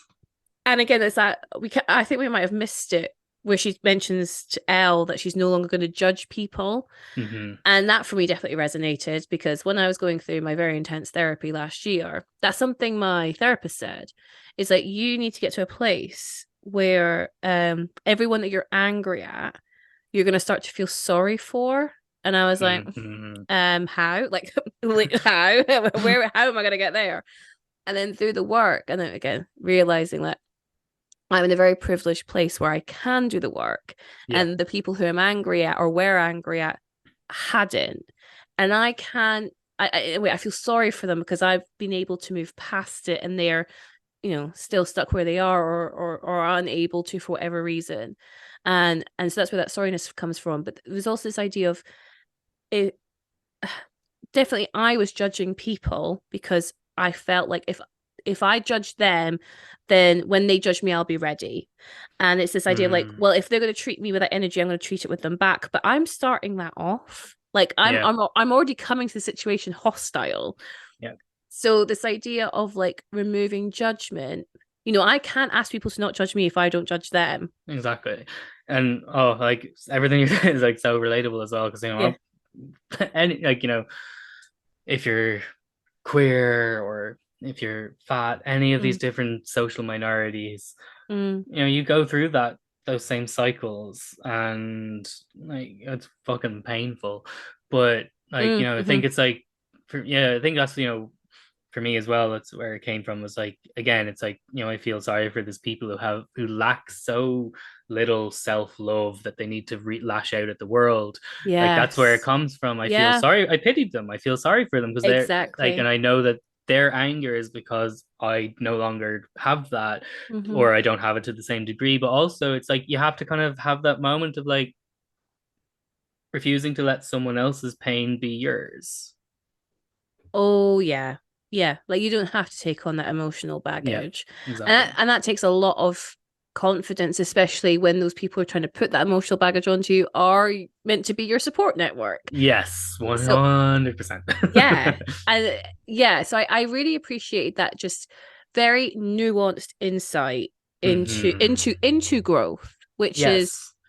moving away from judgment and learning empathy, you know. Yep. And so Willowdean gives her mum grace Hmm. and appreciates, Dumplin isn't a slur. It really does come from a place of love. Yeah. And Uh, then she also goes, I am Dumplin. I am Willowdean. I am, yeah. she says, I am just like she says, Yes. I am all these things. And it's just like, oh, That's a really good point. That's a really beautiful line because yeah, we are all these things to all these different people. And that comes yeah. back to that fantastic representation they gave of Lucy of showing us who she was to all these different groups. And Yes. it's the same for Willowdean. Willowdean's following in her aunt's footsteps in that way. So yeah, so the dress doesn't zip up. She's like, I'm gonna go get help. Anyway, knock, knock, knock. It's Lee. Yeah. And he's like, I heard you need some help. And he just had this apparently Yep. in the back of his car. Of hands course, a drag queen is always prepared. always prepared. Yeah, hands her this like dress dust coat thing. And then we see her walk out in just it's phenomenal, actually. I Right? mean, It's like this glamorous kind of burlesque drag dolly yes, inspired look. And yes, it's but I just love how it's like it's still, even though it is so glamorous, it's clearly the opposite of what pageantry is kind of expecting. So there's even that yes. moment where she like lifts the mic up and you just see the way the sleeves dangle and there's this kind of laughter in the crowd. But I just love how it's like Rosie is almost doesn't care now. I love No, that too. Like, and again, yeah. it's because of how everything that all the characters have gone through. It's Her just growth her growth yes, is really it's understated, I think, yes. because as much like I guess maybe a lesser film would be like, well, if my daughter hates beauty pageant, I'll stop doing beauty pageants. But But no, no, it's not yeah, about that, there's a really lovely line actually, and I think you're meant to mock it when you first hear it, but as you learn know Rosie, she means it completely sincerely. mm, Which is when we go to that first beauty pageant where she's the guest of honor. She says, "Oh, I just wish they could all win. They've all worked so hard." And Elle and Willowdean look at each other as if to like, how have they worked hard? But by the end of the film, you go like, "Oh no, she truly means that because all these girls have worked hard," yeah, and that's that sincerity that Rosie has that exactly. we don't realize is true at the beginning. Yeah, but I think actually coming back to that, I think we forgot to actually briefly mention it. But there is that moment where the mom at that initial stage before obviously our characters have gone on their journey, but Mhm. it's that bit where the mom is on the stage and she's congratulating the winner of the competition and she's like Yeah. embracing, and you can see her look so proud. And Yes. Willow is Mm-hmm. interpreting that as she's so proud of this thinner, straight sized person that I am not. Mm-hmm. And well, at the end of the film, you realize that no, Rosie is just fucking proud because she just loves pageants. Like She that's what it loves is. it. She absolutely loves it. And like all credit to her. And she comes out and she got this beautiful drag outfit on and like say like, she again, I think a film where there would be an antagonist, she'd be like, losers. Like, this isn't appropriate for a beauty Yeah, queen. There are children in the audience. You know what I'm saying? Like that. yeah, Again, I've exactly. heard that a lot in other in other beauty pageant films, but no, no, no. Like this is fun, and especially where she's obviously watched her daughter embrace drag, Hmm. embrace a different version of femininity and beauty. She's just rolling with the punches at this point. And so, as much as Willowdean is disqualified, uh, Rosie, with her amazing mind for the bylaws, goes, but there's no rule to say that a disqualified contestant can't Can't. escort another contestant. So they have this other, I guess, other segment where I guess it's like evening dress round. Yeah, it's like the formal wear The round where formal they all wear, get to be yes. walked out. They all get walked out by their I guess significant other, and so Willowdean escorts out Elle, which is just beautiful, and it means Willowdean gets to wear her evening wear Yes. dress, and it's incredible drag outfit with this really high collar, and Yes. when she gets to like Elle does I guess does her like twaddle or whatever she needs to do, and she stands with Rosie, and Rosie says, "You look so beautiful," and oh my god, my heart was singing. I was just Yep. like, It was just, oh yes. And that, but I love how that moment is like it's a link back, and we haven't like a and maybe to bring it's a link back to that moment with Bo, mm-hmm, this scene in particular, mm-hmm, because it can show Willow's growth in this scene mm-hmm. too. And like, do you want like, are you fine for me to bring it in, or do you want Oh to no, wait until? no, you go for it. You because Okay, yeah, let's talk about perfect. Bo. I've neglected to bring in Bo, and the reason why is I actually think it's my least favorite part of the story. Not because I think it shouldn't be involved. I think it should, but I think where we have very few films that pass Bechdel tests, this film Mm, passed it with flying colors. I actually don't think it would pass the reverse one, apart from with the drag queens, mm, where like the men are really not involved in the storyline at all. And as much as I do appreciate what Bo represents for Willow in terms of her self-worth and her view of like attraction, I also think like it's also answered in other ways throughout the film as well. And it's interesting because it kind of peaks and troughs, right? Like it really peaks. I'm really surprised at how quickly the kiss comes up in the film when I watched it for a second time, and then he just disappears for the second half of the film, and it isn't until the very end does mm. Willowdean with her amazing dress go off and sweep him off his feet, as it were.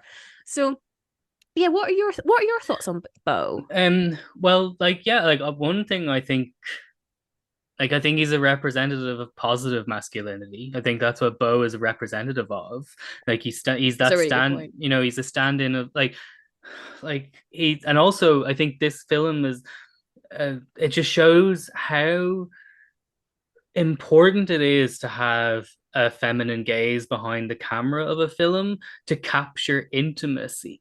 Because Mm, for me, and I wrote it down because of just how it made me feel, but that the scene where they shake the magic 8 ball together, and it's just focusing on how Bo has Willow's hands in his, and it's just the way he's holding her, and that felt so intimate mm, without it being in any way type of like leery or anything like that. And it's mm, just like that's the difference between who you have behind the camera and how you capture these things.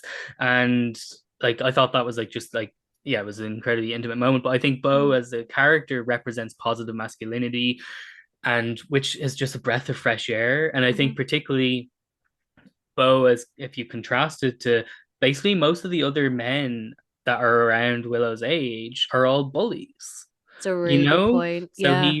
he's representing that not everyone is the same. But also I think Bo, as he said, I think there is like, a lot of what Willow's growth is answered in other ways throughout the film. But I think some of the most pivotal moments for Willow are shown via Bo. And Mm-hmm. maybe, as he said, does that need to happen? Does it take away? I don't know. Mm-hmm. Like, but I think there's that one moment, I think it's so sweet where like the meteor shower with before they have the kiss, like Mm-hmm. the way he's so like he's not like he's gone into himself, he's incredibly like nervous. Yeah. And I'm just like watching it, and I'm just like, I can relate to that because I've been there. I've Mm-hmm. been that incredibly nervous with someone that I'm so attracted to, but I don't know if they believe I'm attracted to them.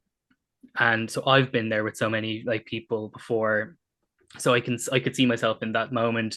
And like, yeah, then obviously he touches her, and Yes. she isn't that at that place where she can communicate, can communicate her vulnerability, so That's a she good runs point. off. Mm-hmm. um but then it's that other bit, like after the kiss, it's like where they haven't talked at all for a while, and they kind of confront each other outside at work. And Willow has this big kind of emotional breakdown, and she's like basically like she can't believe Bo would be into her Mm-hmm. because, as she had said previously to Elle, Bo doesn't go for girls like her. Mm-hmm. And I thought there was just that incredibly, to me, it was just an incredibly like powerful moment where like Willow says, you're supposed to be with a girl like Becca. And Yes. then all Bo just says is, I think you're beautiful, and to hell with anybody who made you feel less than.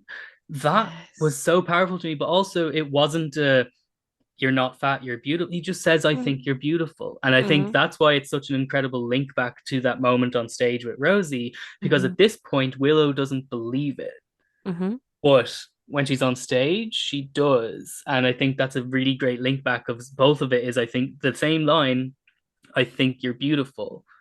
But you can see the character growth of Willow. But yeah, I like Bo as a character. Did he need to be in it? Did Mm-hmm. it need to come through him that we see Willow's growth? Maybe not. Maybe Mm-hmm. not necessarily. But also, I love that this beautiful fat woman gets the man at the end of the film. Yeah, That's what's not to applaud about that. Not that definitely.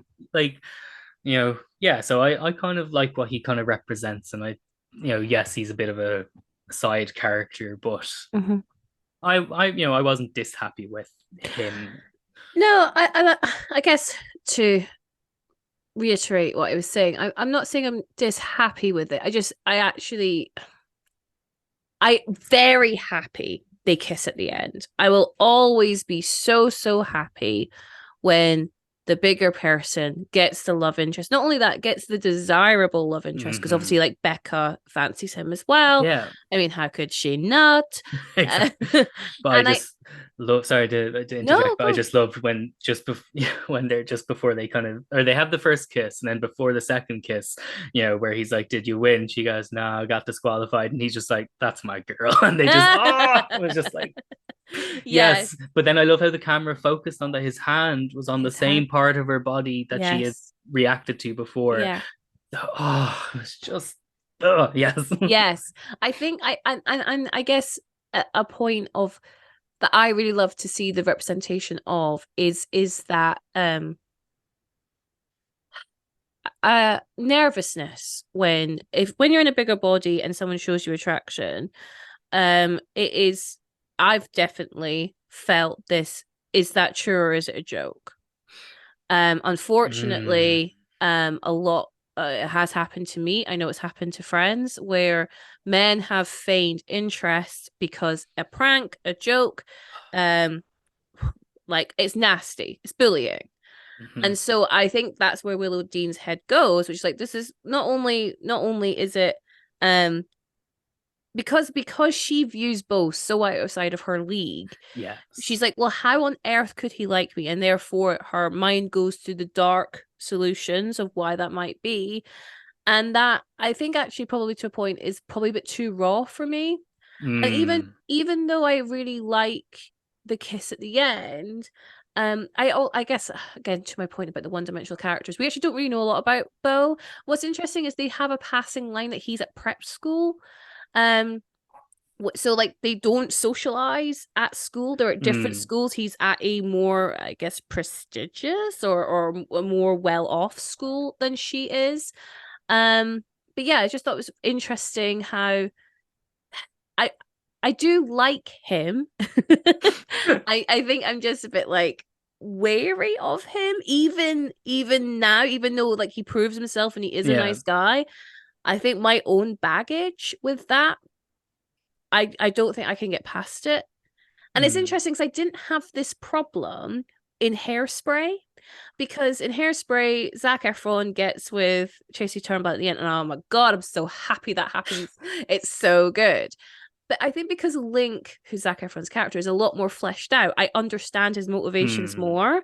Yeah. Whereas Bo, we don't really get it. And I just, even as I'm talking about it, Belle, I feel a rigidness in myself because I'm just like hesitant, even though it's obviously like a really nice film and a Mm, really nice book. yeah. It's bringing up too much for me. Yeah, I can understand. Like one thing as well, just I am just like, I feel like it's amazing that you've done so much work that you're able to kind of say that because like I don't know, I think no, it's a really great point that you're at that point of self introspection that you know where this is coming from. A lot of Mm. people aren't there, so I just think that's really cool. So yeah, like I'm just Oh, like thank applauding. you. That's great. But Yay yeah, me. exactly. But no, I think I do agree with that. It's like in the film, he's obviously not super present. He's only kind of there Yeah. at simple moments, but you also get the sense in the film that these characters have known each other a long time. Because Yeah, that's obviously they're working interesting. together. Yeah.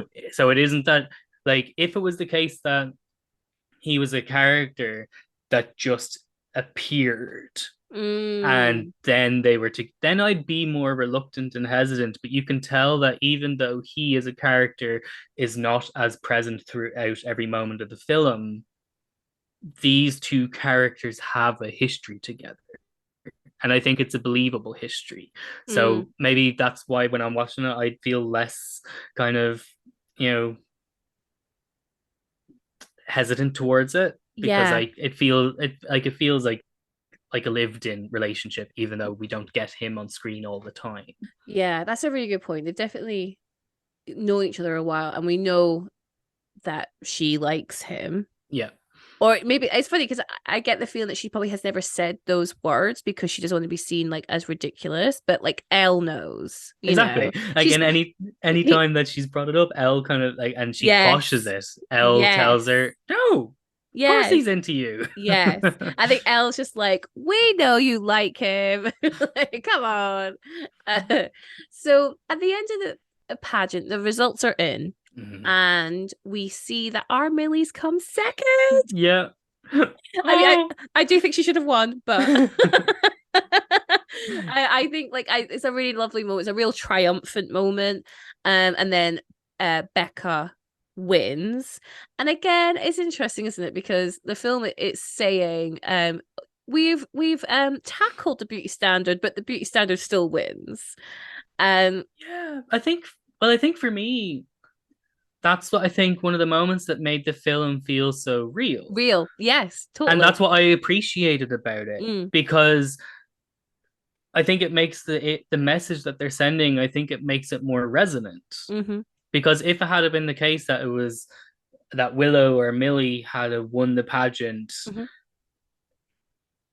it would have felt like a movie and not mm, like a believable story. mm-hmm. And I think that, and I love how it's again, Becca isn't an antagonist or a No, villain. no. Becca just wins it. And I think it's the film kind of is like, because again, at the end of the day, it's about our, like, to use a Scream 6 reference, our core four. It's about our core, Mm-hmm. it's the four of them. The film is about their relationship and their individual growth, using the pageant to bring that forward, but it's not actually necessarily about trying to change systems. Like I don't know. Like it's a nuanced take, but I think it made it feel real and believable, which I did kind of appreciate, and it made those characters' growth feel more special in a way. To Mm-hmm. me, anyway. I don't know. No, I hear you. I think yeah, it would have been maybe a bit too cliche if Millie Yes. had won. And there is this sense of like I think her coming second is a win, Yeah. right? I'm Exactly. I'm sure Millie walked off thinking she had won $1 million, yeah, because she had.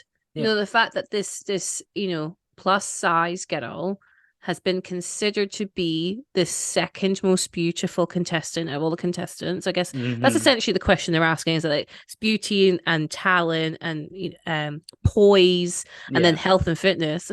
Fuck off. Just like what even is that? But yeah, like the judges have deemed Millie to be the second place, and Exactly. so that is a win. So yeah, I totally agree. I think it is a success. I think it makes it realistic. I think it helps land the messaging more. Hmm. And then we get our final kiss with Bo, and then we get the kind of tack on scene at the end for the credits where we've got the core four, to use your phrase. I like that. The core four plus um Rosie and Millie's mom are at the hideaway, and watching the drag queens perform, and then they all get up on stage and start singing and dancing, and that's how the film ends. Yeah. Have we missed anything? No, I think we've touched on all the major points. Like there isn't anything really jumping out at me that needs to be addressed. Like, yeah, no, I think we've kind of touched on everything. So I think yeah. we I think we've talked for over 2 hours. So We have. My apologies for no, making to your no. listeners for It's like it's probably longer than the film, but it's all good. There's a lot to go into in this. I think like I to say what I said at the beginning of the pod, like I didn't appreciate this film the way I do now on my second watch. I think, yeah. Well, actually, let's get into our ratings. So Belle, we like to rate our films based on how well we believe they have represented fat bodies or other body diversities, and we score them out of ourselves. So, out of a potential 5 bells, what will you rate Dumplin?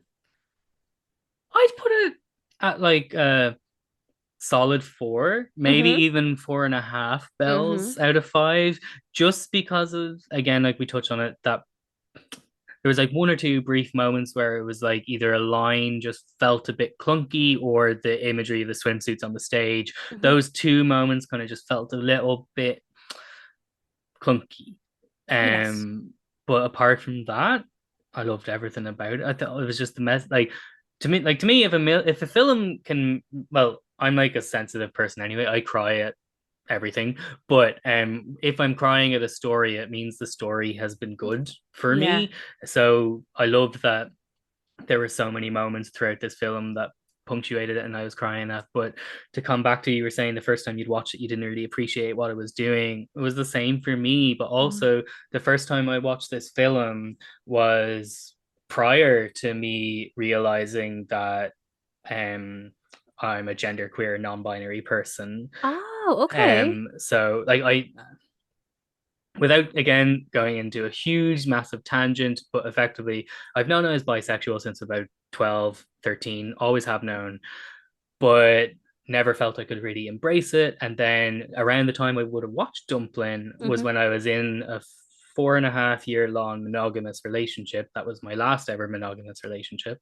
Mm-hmm. And that was with my ex at the time, someone who told me I should have been ashamed of my bisexuality, didn't allow me to really embrace queerness at all. So I was a shell of the person that you're seeing now Mm. when I would have first watched that film. Mm. So now rewatching it, I'm kind of thinking like, no wonder out of the rest of the film, the one scene I had a vivid memory of is the scene of Rhea Lee out of Mm-hmm. drag having that heart to heart with Willow, Mm-hmm. talking about self acceptance and love, Mm-hmm. because that's what I was clinging on to, and I'm rewatching it and I Yeah. realized that's why that scene is so pivotal to me. It was talking to a part of me that wasn't Yeah. on the surface yet. Yeah. So yeah, brief little mini tangent. But I could appreciate so much what this film was doing now because Mm-hmm. I've gone through the growth. You Yes. know, I'm Yeah. where I am now compared to where, like, I've gone through that coming of age story. Just instead of it Yeah. being in my teens, it was more close to my mid late 20s to into 30s. I mean, to have the privilege to have coming of age during your teen years, I mean, hello, we're late bloomers over here.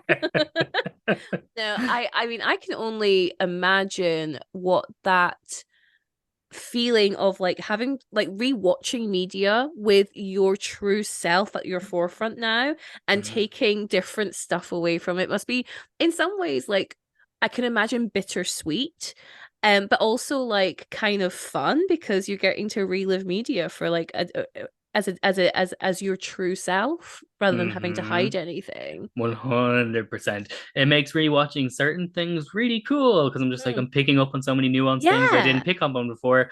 Or it makes rewatching certain things going, oh. Oh, that did not age well. Oh, I mean, we're all doing that, aren't we? Like, Oh, that's for I'm, sure. I'm such an Anything from the asshole early for it. 2000s. Yeah, I know. I mean, this podcast really is like, I think for the first like 11 episodes, they've all been like early noughties. I think this is the most recent thing we've done. But like literally, it was like 2000, 2001, 2003, like the trash, trash, trash. Maybe that's why this film feels so much like a better representation because it's not from the early 2000s Literally. when the society was strife with terrible messaging. I don't think the story would have been told then. Like, No. and this is the thing with like fat representation is I think it was just such a punching bag up until I mean it Mm-hmm. can still be now, but we are better now. Yeah. I'm not gonna shit completely on the growth that we've had. But yeah, I think if this I don't think the story would have been told in the way it's told if this was No. made in 2004. I just don't. 100%. I don't think people would I don't think studios or Hollywood producers or Hollywood writers would think, oh, people don't want to hear that story. Yeah. If this film, if it had have been a film in the early 2000s, it would have been a comedy with Willow as the punching bag. Oh, Like definitely. how ridiculous it is that this fat woman thinks that they can be in a pageant. That's what it would have been. You can tell that you can tell that. I literally watched, oh my God, you're gonna shame me. I literally watched Dodgeball a couple weeks ago. And okay, I think it's 2004. And there's literally a joke where Justin Long's doing the cheerleader tryouts, and his partner is this fat girl that he has to throw up into the air and do Mhm. like a cheerleading hold with. That's the joke. How Yeah. ridiculous it is that this bigger person wants to be a cheerleader. And I really hope that actress is living their best, fullest life, because you got to get your money where you get your money. But Jesus, I mean, the stuff that people have I to go I through. know. I Any- know. Anyway, on that, Yourself, how do you rate yes, I am it? going to mirror your rating. I'm going to give it 4.5 Hannahs. I I really love what this film is doing. Mhm. And again, you said it at the very beginning, which is or actually, I think you said about Aunt Lucy, but having that when you were younger would have changed your projection. I think Mhm. just having this film when I was younger, Yeah. but then to the point, I actually raised this in Hairspray, which was a film I had when I was younger. But I was so deeply in denial about my body. I don't think I would have had the headspace to internalize this messaging because, the whole but being fat's bad was so loud. And I Mm. actually don't think any media could have really broke through that when I was that young. Obviously, now Yeah. I'm older and wiser and therapized to all hell. Like it's okay. I can hear it. But yeah, as much as I maybe not for me, but for other people, I wish this film Yeah, existed when I was younger. exactly. But I suppose that comes back to the point, as you said, when we would have been younger was when like a Yeah, lot of, those messaging yeah, was so much stronger than it yeah, seems to be now. Like, not that yeah. it isn't there now, but it feels like, I don't know, there's a lot more. It isn't just diet culture. It isn't just that. There's so many other positivity going out there now that, Hmm. if you like, it is possible to kind of get the healthier messaging when you're younger. So yeah, for Yes. young fat women, fat femme people, fat boys, I was going to say fat anyone. Yeah. young fat people, this film having this film when you're in that kind of pivotal age would be like, yeah, Yeah. so paramount. Like, just but yeah, I think I just really loved this film, and I'm just like, Yeah. I can definitely see myself rewatching it as well if I need a good cry because it's just like it's Yes. gonna do it. Cathartic. Yeah. Yes. Oh, totally. I'm really glad we both enjoyed this. And Hmm. I guess got to revisit something we didn't appreciate the first time round as Yeah. well. Okay, cool. So that is our episode on Dumplin. Belle, where can the lovely listeners find you if they want to hear more of your content? Amazing. Well, first, thank you for having me on. Again, this has been a very enjoyable but long conversation. It could go on for much longer. But listeners, you can find my own podcast, Fishnets and Philosophy, wherever you get podcasts. If you want to see kind of what I'm doing, like writing wise, performance wise, sex work wise. I am Mx Bel Morrigan on all social medias. So that's Twitter, Instagram, everywhere you want to find me, you can find me there. And all my social profiles have links to all my other stuff. And my website is fishnetsandphilosophy.com. So I have everything linked through there too. Oh, perfect. Thank you so much, Belle. I've absolutely loved having you on, and providing your insight and your nuances is so useful. It really is a reminder of our media interpretation is subjective. And so the idea of, like, I mean, don't get me wrong, I also critique films, but it really is up to you as a person, because it's how you are going to internalize that message. And I think you've really brought that nuance, and I appreciate you for bringing that insight. So thank you so much. And the lovely listeners can find more of the podcast on Twitter and Instagram at Fats on Film, and they can find me on TikTok, Twitter, and Instagram at Queen Bee Says. Okay, thank you so much, everyone, for listening, and I'll catch you in the next one. And stay fat.